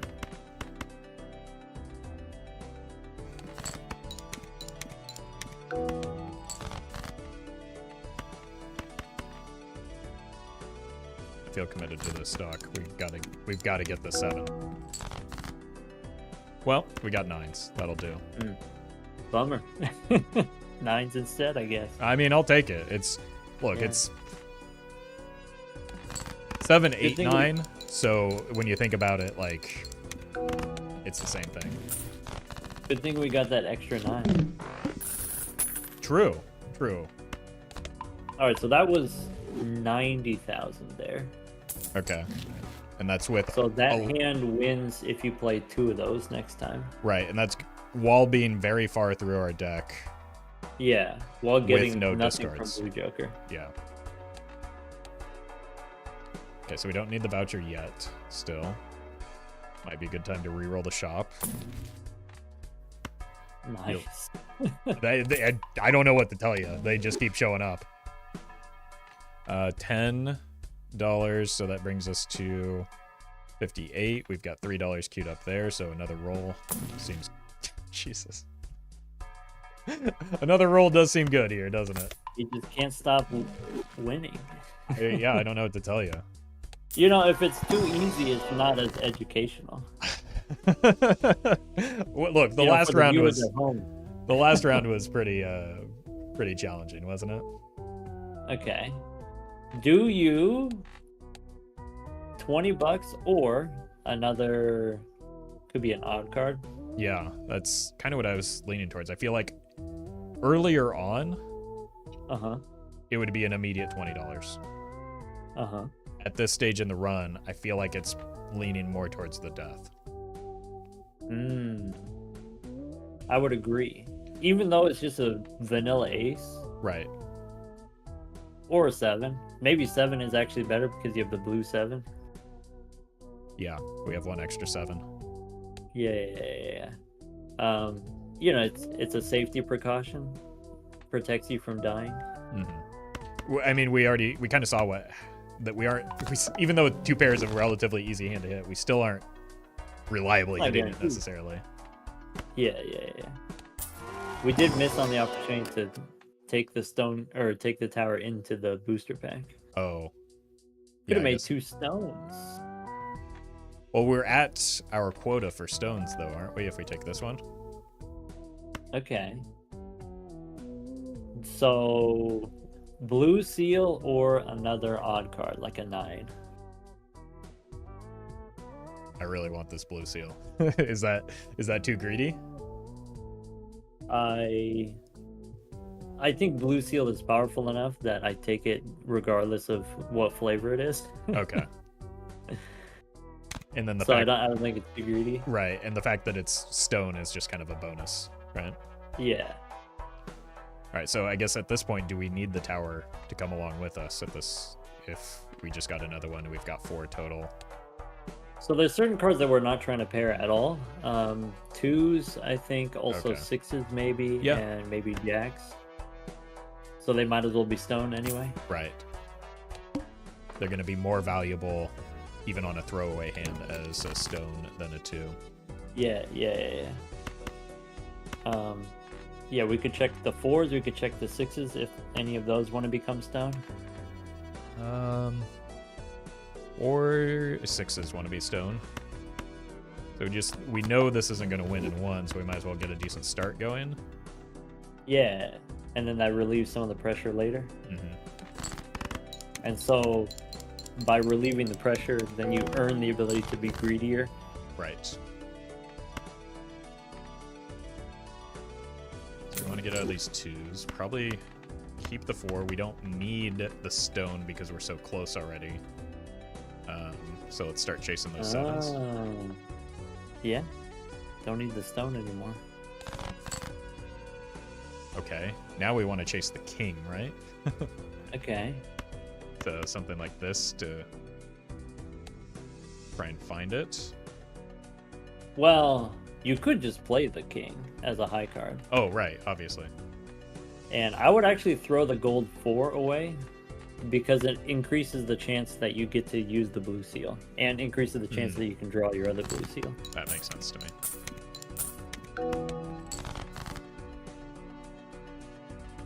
Interesting. We have 3 9s. Do we ever make a play towards that? Yeah. And I guess secondary question, does a pair of 7s accidentally win here?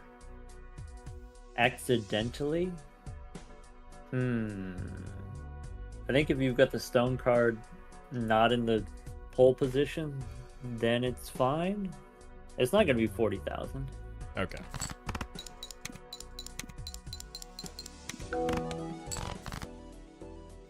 Perfect. Sick. That's... All right. See, now this was calculated. Yes. This is, yeah. But not by me. Just like we drew it up.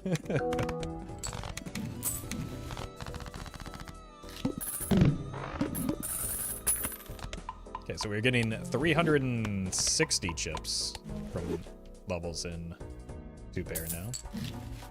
Sick. Okay, I'm inclined to just get the voucher, not because I think it's going to be good for us, but because Omen Globe is very fun. Omen Globe is fun, yeah. I think Crystal Ball is better when you have more money because you can hold on to more stuff at one time. True. Like, you're going to see more shops, and then so you will have more tarot cards. Right.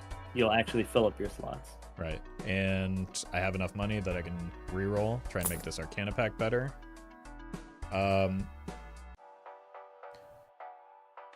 So Sly Joker isn't fantastic. Uh-huh. I guess the evaluation is how often is it going to be better than Blue Joker, or is it going to be better than Blue Joker? It's going to be worse on the first hand, but better on the last hand. Right. It also then, you have to sell Blue Joker and you have to buy Sly Joker, and so like even if it's equal, then it still costs you a few extra bucks. Yeah, that's true. To make the swap. I guess there is... Ooh, hello. Oh, no, no, no! We found all our odd cards. Bummer. Although I guess we could make one more ace here. That seems like... That would be very powerful. Yeah, given that it's a bonus card. And then... That's even better than making a stone card, probably. Right. And then there's just no reason not to use the strength here to increase our density of queens. Sure, yeah. even if we don't necessarily play them. It might make that final hand a little bit easier to find the second pair. Yep. Makes the gold seal more difficult to do, the gold seal king, but maybe that's fine. I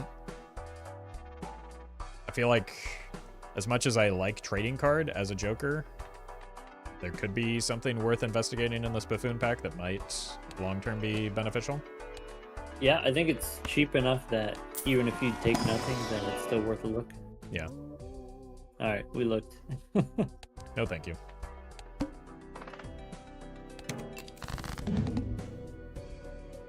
Seed money 2 runs back to back is very interesting because seed money is very difficult to make happen on the gold stake. I agree. But I still get like a lot of questions as to why I don't take snap picket every round. Yeah, it's not an all the time thing. Are we okay with just throwing a 4-card high card here? Is that too greedy? I think it's safe too. Yeah, I think you won't be hurt by doing it. Okay. I guess we should have no trouble getting the 2 pair twice. Right. And twice is all we need. Right, and we're like, I think I'm underestimating how strong we are. I'm gonna kill the 10 because an 8 can be strengthened. This turns into a jack. Could be. I would say in the context of just this round, we already used up an 8, and then so maybe it makes sense to get rid of an 8. Okay. Yeah, right, because we just need another. Yeah. If we accidentally And as draw far as into a like 2 pair, strength targets, maybe the he's a gold genius. seal king is the priority strength target. Yeah. All right. 9s and 7s seem better than hanging on to this 5, both of them. So send this out. Either way, you got to decide, and then you got to throw away 5 cards. Right. Gives you the best chances. It's a lot of 9s.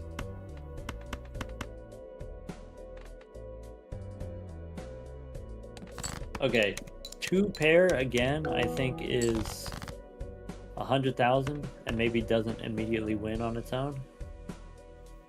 Okay.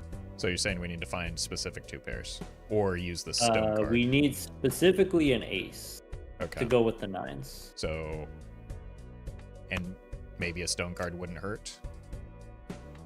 Yeah, but I think getting the 2 pairs is important enough that maybe it's worth throwing away the stone card. Or if you want, you could play the stone card as high card here.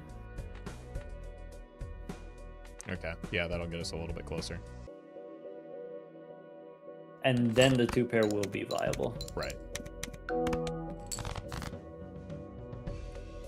Does it still need to be that ace, though? 9s and 4s, that's close. I would have to pull out the calculator.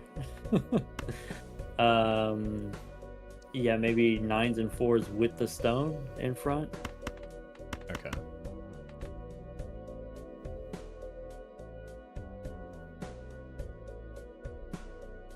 I'll take your word for it.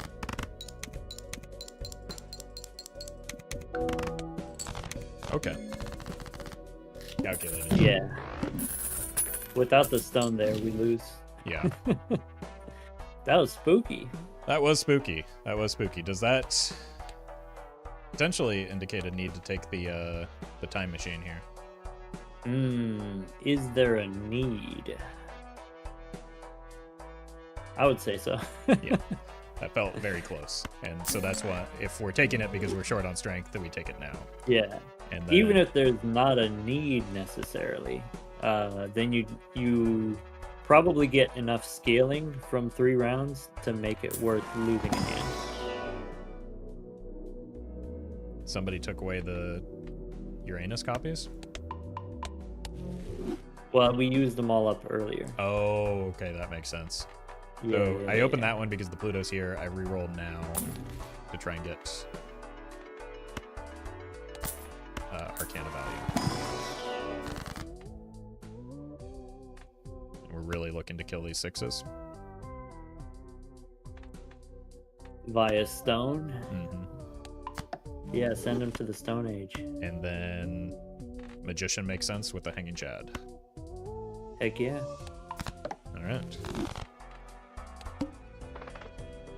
Window shouldn't be a big problem. I'm more worried about the wall, to be honest with you.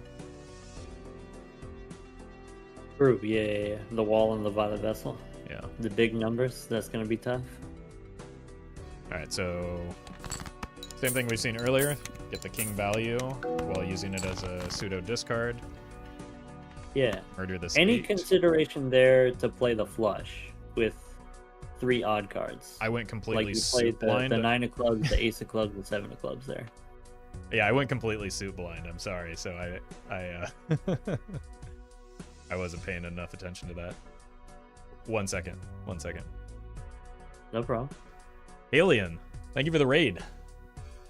Welcome, folks. Hope you had a great stream. We're doing a bit of a coaching session with Dr. Spectred, helping me improve a little bit on this. So if you're interested in improving at Balatro as I am, this will be a good stream for it. Doc is very, very knowledgeable. But thank you again. Hope you had a great stream. And hope you enjoy the rest of your day. All right.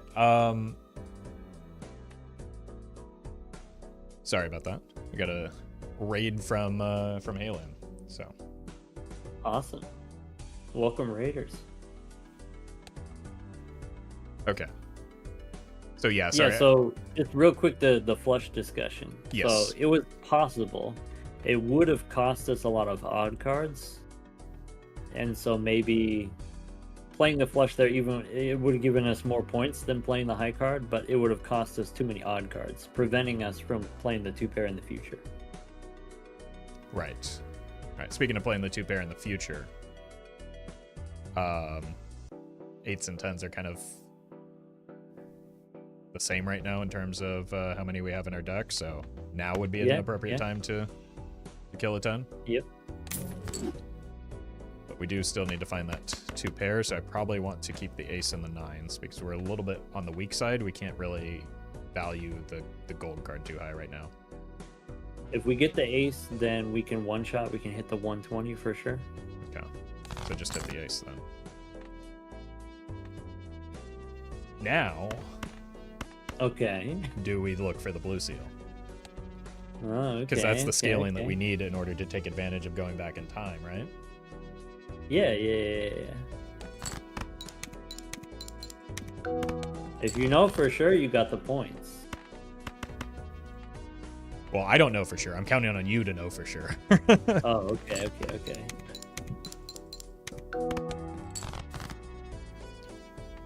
Okay. Well, it seems like there's no risk associated with this one now. Yeah, that wins easily. If you wanted to, you could pull out the calculator and figure out if you can afford to do the lucky cards in the front. Nah. Math is illegal. Yeah. Alright, we've got one more round only with the trading card, so it seems like another appropriate time to just check a buffoon pack. And then get disappointed immediately again. Sad. How hard up are we for 50 chips? That doesn't seem like that much in terms of what it's adding to our score. Yeah, if you would have asked me 14 rounds ago, you know, I would take a foil fortune teller in the same place that we take the banner. All right, here I like a reroll to try and see some more planets. Success. And then it's always Uranus. Okay. Question. I was hoping you might ask. Okay. Is it worth? How do we know? Or how do we know that it is or it isn't? It's 20 times 8, right? 20 times 8, yeah. So that would be a gain of 140. Then we have to offset that with the fact that we lose value in Todd, right? So we're not getting Todd value, Uh-huh. which is an extra 62. So the trade-off is, what do we say, 120 or 140 for 62? So it is an improvement then. Right.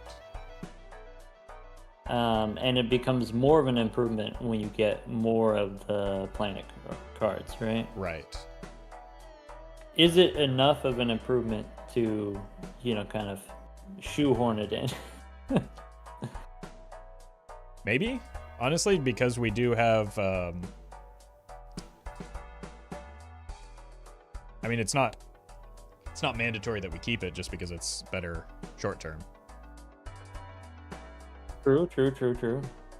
So like some options, you could drop Blue Joker, you could drop trading card, depending on how many rounds you have left on trading card. Yeah, that's the other thing, is that we do only have 1 round left on trading card, so we're basically keeping a card in our deck in order to get a little bit stronger.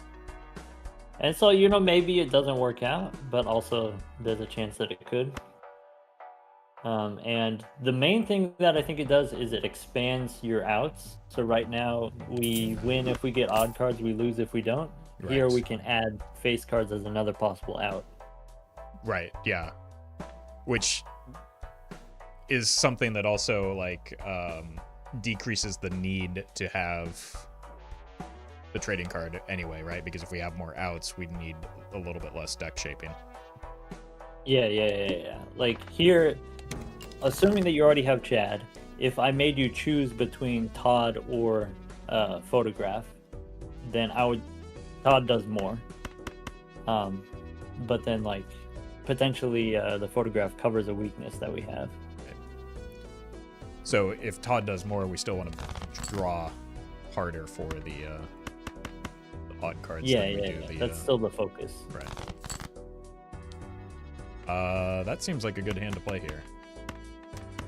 Cool. Is it 180,000 good? No. I don't think it is either, but I think it's close. Right. The bonus ace with the Todd is a big game changer, though. Well, here's the thing. With that in mind, what if we just did something like this to get a little bit closer so that we can have a higher chance of hitting blue seal on 2 pair? You want to milk it a little bit. Not necessarily. That makes a lot of sense. Not necessarily. Well, yeah, like you said, close the gap. Right. Remove the ambiguity. Exactly. Right? Yeah. I might have been even inclined to do something with an odd card if I had encountered that as well. Now I feel less inclined to do so, because if this isn't enough, we still have half of a 2 pair already queued up. Sure, yeah. And you can use Chad plus a stone card. Right. Also.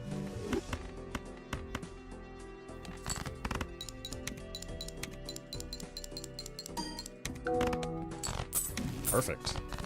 We needed that stone card. He's a genius. I'm learning, Doc.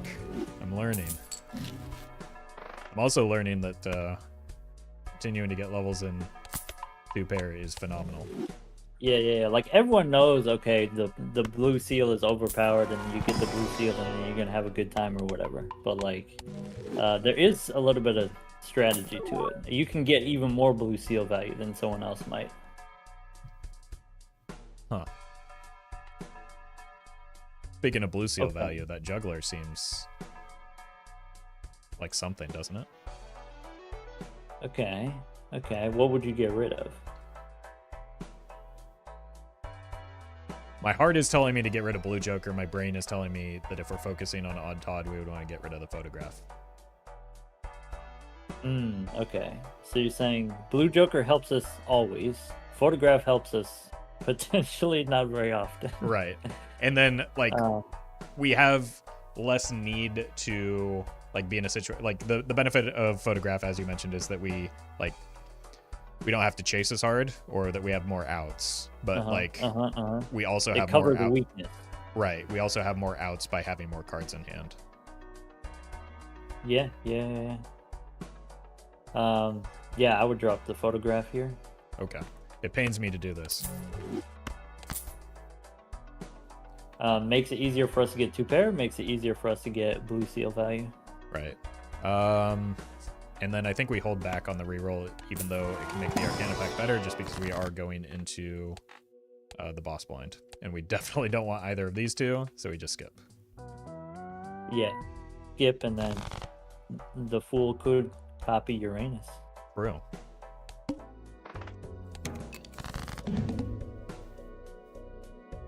Well, kind of feel like this is a good hand already, isn't it? Yeah. So probably start with something like this. Keep the ace hand for the good hand. Yeah. That bonus ace is pulling a lot of weight. Okay. Any pair will do it. Yes, but I don't want a pair here. There we go. That's an okay pair. Yeah, I think. Well, it's actually 2 of them, in fact. Ah, 2 at a time pair. Yeah. I see. Have you heard of the poker hand 2 pair? Holy! Not to be confused with 2 pairs, which people frequently make that mistake. Occasionally I go for the 2 pair jacks and jacks.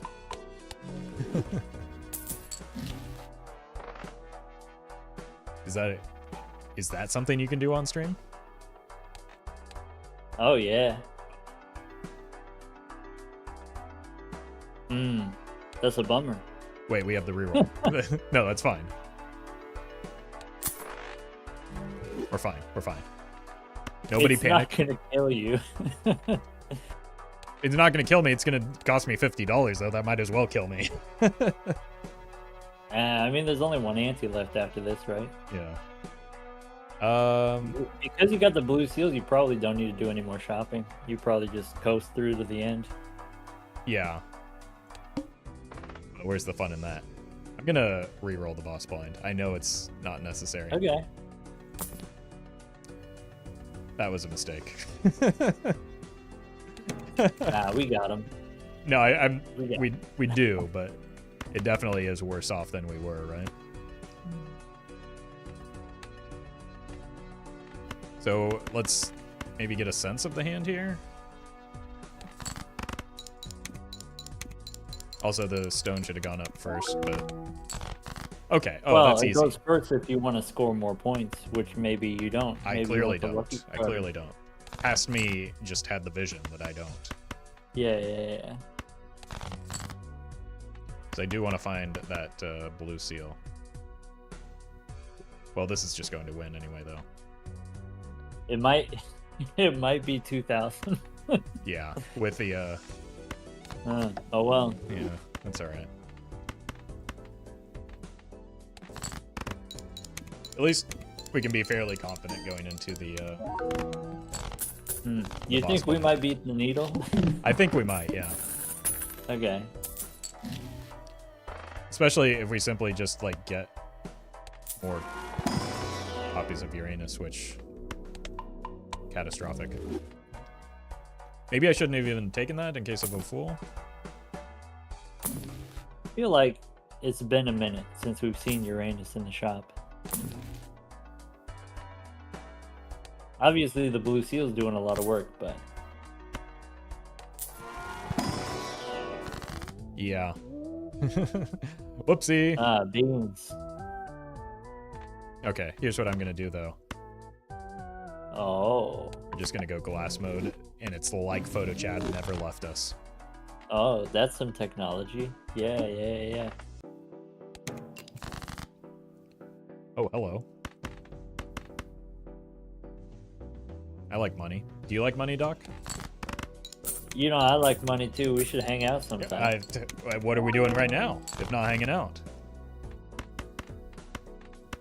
All right, I'm gonna fetch those blue seals though. They You seem like- will you? Yeah. You will, huh? I guess not. This probably doesn't win though. I don't really want to play the pair and risk the glass right now. Mm. But I will find these blue seals. I won't find these blue seals. Not with that attitude. Okay. Yeah, it's another marginal thing. You could play the ace, the lucky ace. Oh, right, yeah. Because now there's this ambiguity about whether we need the lucky ace or the bonus ace to win. Missed out on $20, so it was guaranteed to hit.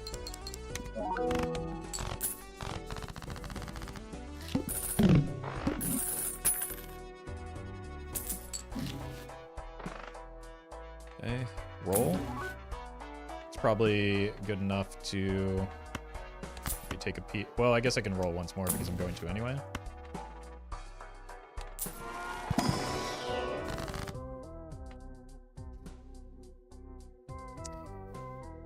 $9 does not feel like a lot of money. Okay. And then if we rip the High Priestess, upside is we get a Uranus. Worst case scenario is we make the Uranus more likely to show up in the pack.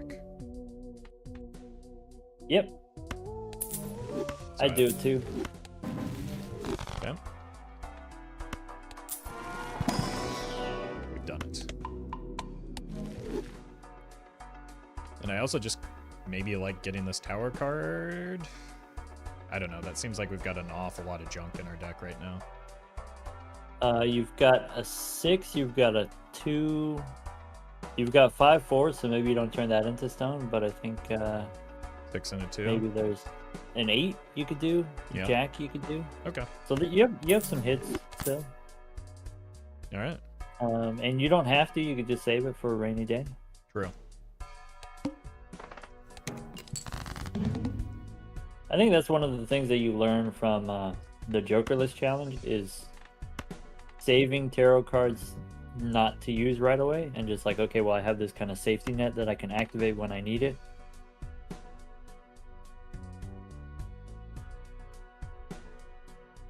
I don't want to get too greedy on this, though, right?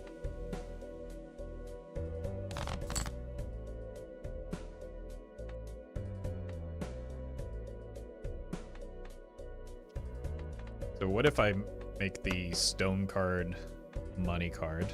Or Oh yeah, that that's seems... a classic. That's a Chad move. That's a Giga Chad move if I ever saw one. Would I be better off with the... Like, I'm using the Justice here. Okay. Am I better off with that in front or the bonus card in front still? Because this is what... I think we determined that the glass in front is better. Okay. That was my memory as well. So I guess at this point we might as well just discard for the blue seal. Is that like 30 chips isn't making a big difference right now? Yeah, probably not a deciding factor. Well, we missed the blue seal, but we got the money. Gold card instead. Seems good. Gets us back over the interest cap.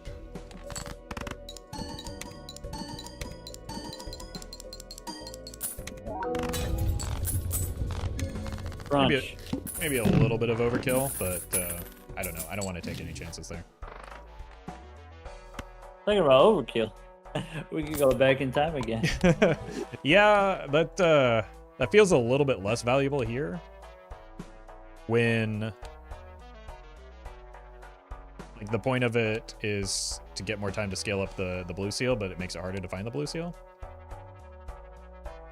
Yeah, I would say, I mean, the first one is actively painful because, you know, a hand could be points or whatever, but maybe discards aren't as painful. Okay. Which you don't have to take right away. You can, like, play the small and big blind first. Right.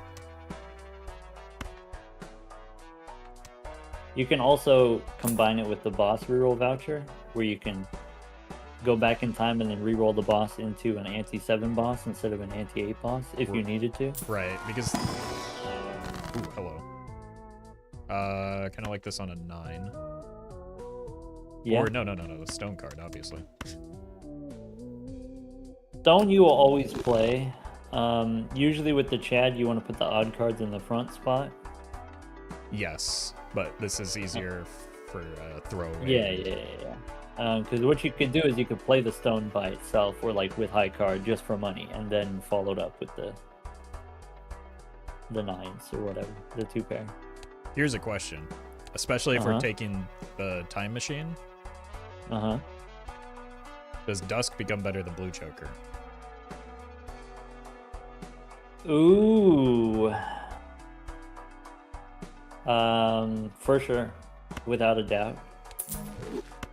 I think it wasn't always true, but then, you know, now it becomes true since we have enough enhanced cards and we got the glass and bonus cards, stone cards, right? Gold seal. Obviously, your first hand is going to be less good, but maybe that's okay. Right, so we should probably just burn hands then discards? I don't think you can one-shot here, so maybe you play the 2-pair. Okay. Just to get it on the board. That makes sense.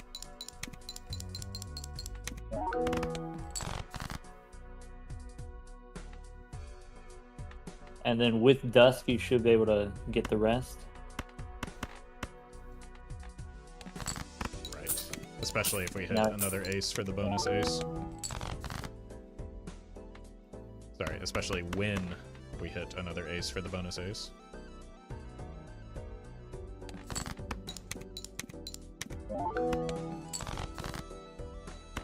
Surely. That seems a little risky, doesn't it? Yeah. Okay, now we can do that. And look for the blue seals. Alright, close enough. Yeah. The blue seals have abandoned us in our time of need.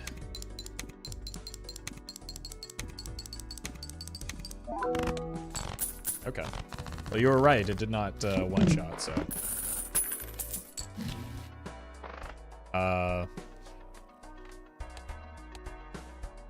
Does that mean maybe we should just take the voucher now? So that we've got a little bit more wiggle room? Yeah.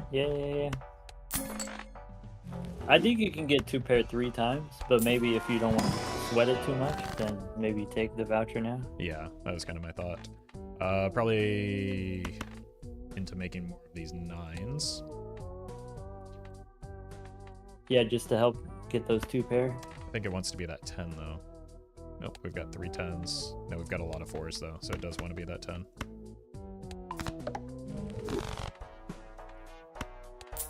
Here, this is a guaranteed copy of Uranus. So at least we found that. We can't find the blue seals, but we found that. We are probably going to want to make sure that we have enough money to reroll the boss blind too, right? Because we kind of like our jokers. You could sell the juggler. You maybe don't need the that's juggler. true. That's only 50 chips. It is Yeah. kind of helpful in getting the hands that we want, though. For sure. Getting the hands, getting the blue seals. It is replaceable. Yeah. Wait, I only played 4 cards there. I've lost the capacity to count. I'm gonna risk this.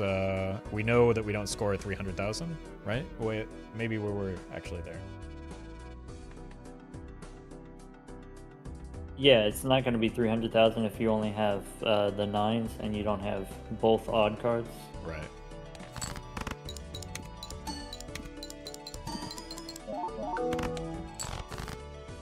Uh-oh. Nice. And then now you know you're safe. Well, we do have to draw an ace. Relatively. Okay. Okay. It was extremely likely. Yeah. Not technically guaranteed. No. I mean, that's the lesson, right? Is you take calculated risks. You try to reduce risk, but you can't eliminate it entirely. Right. So I think yeah, we just need to be careful about how many cards we see.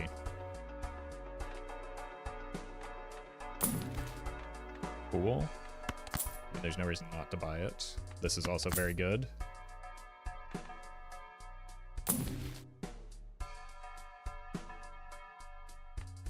I mean, it's always wheel, right? One of these times. Bummer. Although I just broke my Fool, but maybe the Hierophant is better. I think with Dusk, maybe the Hierophant's better now. Ooh. Especially if we can do something like this. Okay. Use the Fool. And then look at our deck. We have 5 aces, 6 nines. So I think either one is a reasonable choice here. Yeah. Maybe you use it on the one that you have less of. That's and then so right. it's more balanced. That's what I was going to, or my intuition was suggesting is try and balance it out a little bit. Going for 2 pair rather than going for 4 of a kind. Yeah. It's a foil 7, which is pretty nice. It would be nice to maybe put the Hierophant on that. Yeah, and then you can do the Chad, you could do the Dusk. Right. Foil. It's surprising that this is kind of the first foil card that we saw. Yeah, that's true. And then I'm just going to part ways with the Juggler, I think. Yeah.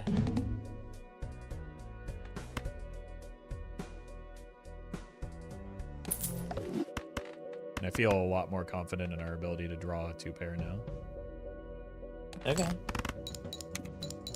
After the cryptid definitely helped. Sick. You just need one more? Mm-hmm. Oh, right. Don't do that. So we have 4 aces, 5 nines, 5 sevens. I feel like chasing the 7s makes sense to me so that we can have a better chance at hitting that specific foil card.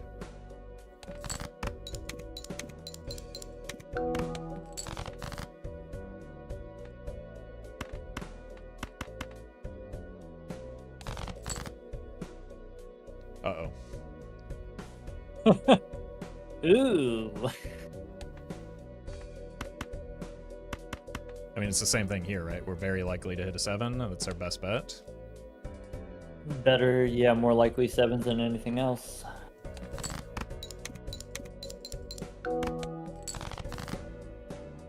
Uh-oh. Well, that's rude as heck.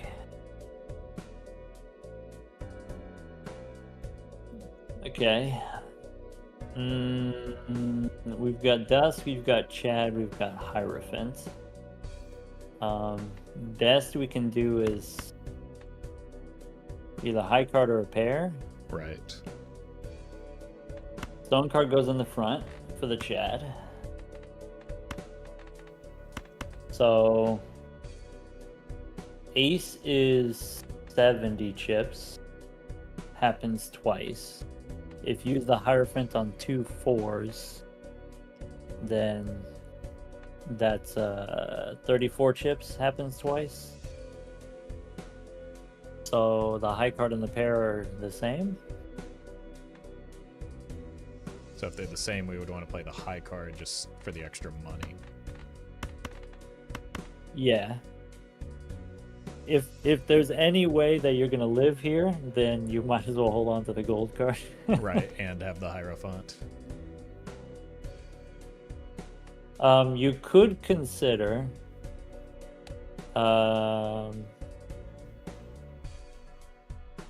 is the gold seal, is that our king? Our gold seal king? Do we have any way of knowing? It was a yes. Uh, It's a 50-50 that it is. It's a 50-50, yeah. So I guess the question is like, do we know for sure the stone card works or doesn't work? If we know for sure it doesn't work, then you could sort of like do the Hierophant on the king Right. and the gold seal, and it's like a coin flip whether or not you get a king. Isn't the ace also just slightly more points than the stone card if it goes first? Oh yeah. The ace is worth more than the stone card. All right. I mean, if you want, we could calculate it. It might be worth doing, right? One of the rare situations where it's actually worth it. So let's see here. 71. Do that, and that, and that, and then it's like that. I think the high card's not enough. Okay. The ace is not enough on its own. Hold on. Here's the thing. Even like if it's a king though, which it's a 50% chance to be, then we still have a 2-pair. Yeah, that's what I'm saying. If you use the Hierophant on the gold seal and the king, or I guess the 4. Yeah. Either way. I feel like the 4, just in case it's if it's the other one, then it could be one of these 4. Yeah. It's a 2. Rats. No flush either. That is an unfortunate 50-50. Stinky draw.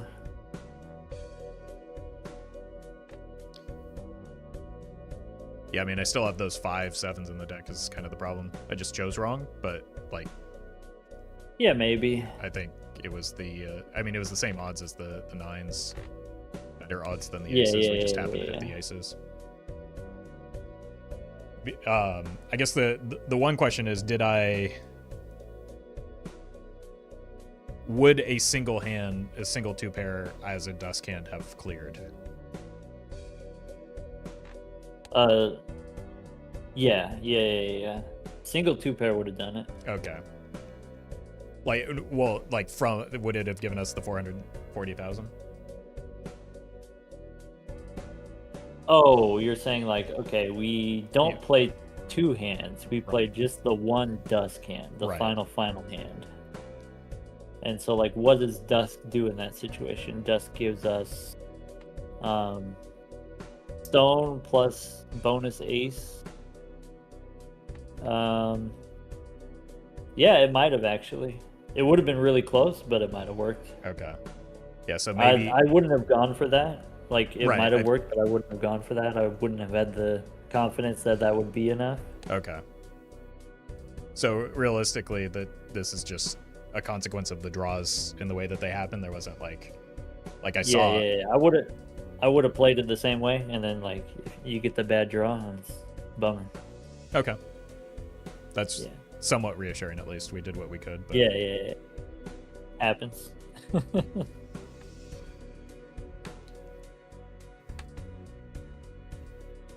Oh well.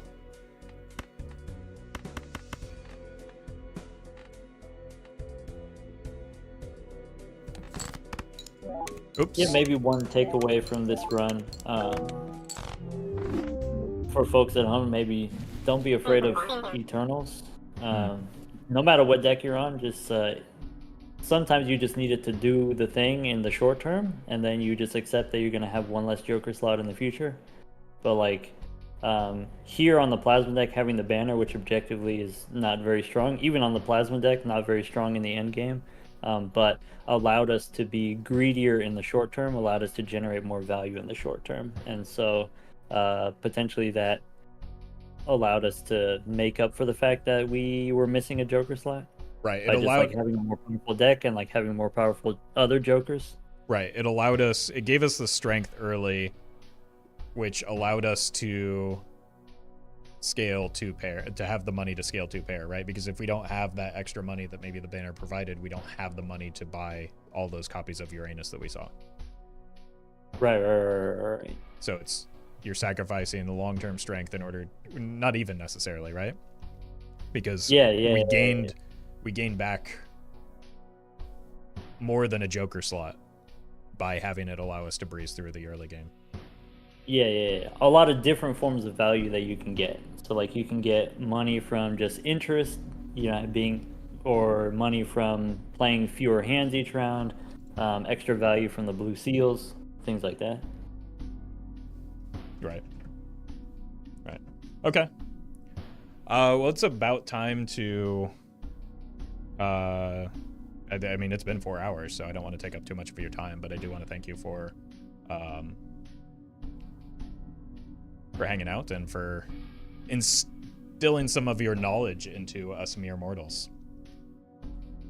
Yeah, I would say, maybe one more takeaway for folks at home. If you want to get better yourself, if you're like kind of serious about that, then maybe the main thing is just play slower. Yeah. Just like talk through the different possibilities, like, oh, what if this, what if that, what if this other thing, and then you get the hang of it over time. Yeah. Yeah, I do tend to, especially when I'm streaming, tend to go on autopilot sometimes. Yeah. It's distracting, man. It's chat's fault. I'm not saying it's their fault. I'm saying that, like, trying to make it entertaining for them while also playing is a little bit difficult. Sure. You got to put on a good show. Yeah. Well, yeah, once again, thanks for having me. Hope we get to do it again soon. Absolutely. Two things before you go. Okay. First of all, today's YouTube video is going to be the second part of our PvP. Awesome. Yeah. I'm looking forward to more of those coming out. Yeah. They've been they're long to edit, but the people seem to they're starting to gain some traction. So people seem to like them. Second thing, where can people find your videos and streams? So I'm Balatro University on YouTube. The video we just put out today, let's say you want to get the most 9s in your deck, get the biggest cloud 9 in 8 antes. And so we ended up getting over 80 9s in 8 antes. That's a lot of 9s.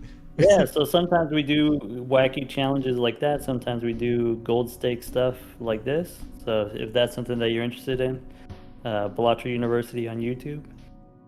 Yeah, if you gained anything from these streams, which I feel like it's hard not to have, there's like infinitely more knowledge that you can gain by watching a wide library of videos over on Balatro University. I highly recommend doing that.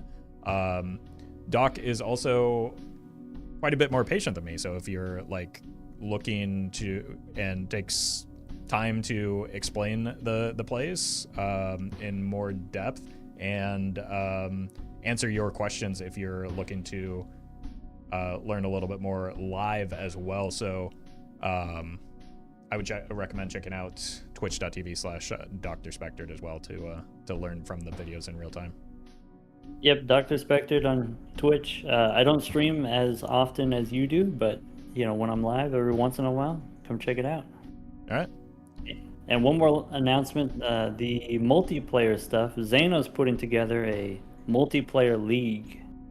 So for folks who want to see more multiplayer content, we're getting maybe a dozen streamers together and then gonna play round robin. Everybody plays everybody and then have some kind of playoffs. Pretty excited, looking forward to that. Yeah, there's definitely plenty more multiplayer to come. I will also be participating in that, and it'll be a good time. All right, man. Enjoy the rest of your afternoon. All right, thanks. You too. Thanks again for your time. Take care. All right, see you. All right, good runs. Unfortunate ending, but sometimes that's the nature of card games, right? You don't always draw the cards that you want. But even if we didn't learn, I feel like that was, or win, I feel like that was a good learning experience for me personally. So hope you all enjoyed that. If you missed anything, I would highly recommend checking out the VOD in the future. It'll be live on YouTube. And especially that first run, maybe some atypical lines that you don't necessarily see me making in every run and necessarily, or will be making in your own runs. That led to a really cool run. So thanks for watching, everybody. Like I said, new YouTube video up in a couple hours. That will be the continuation of the matches between Doc and I. So if you like the multiplayer stuff, yeah, you'll get to see that. But that is going to do it for me today. We'll be back tomorrow.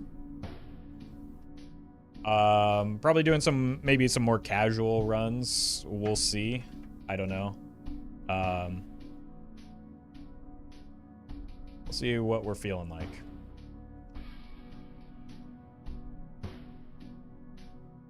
Ooh. Anyway, thanks for watching, folks.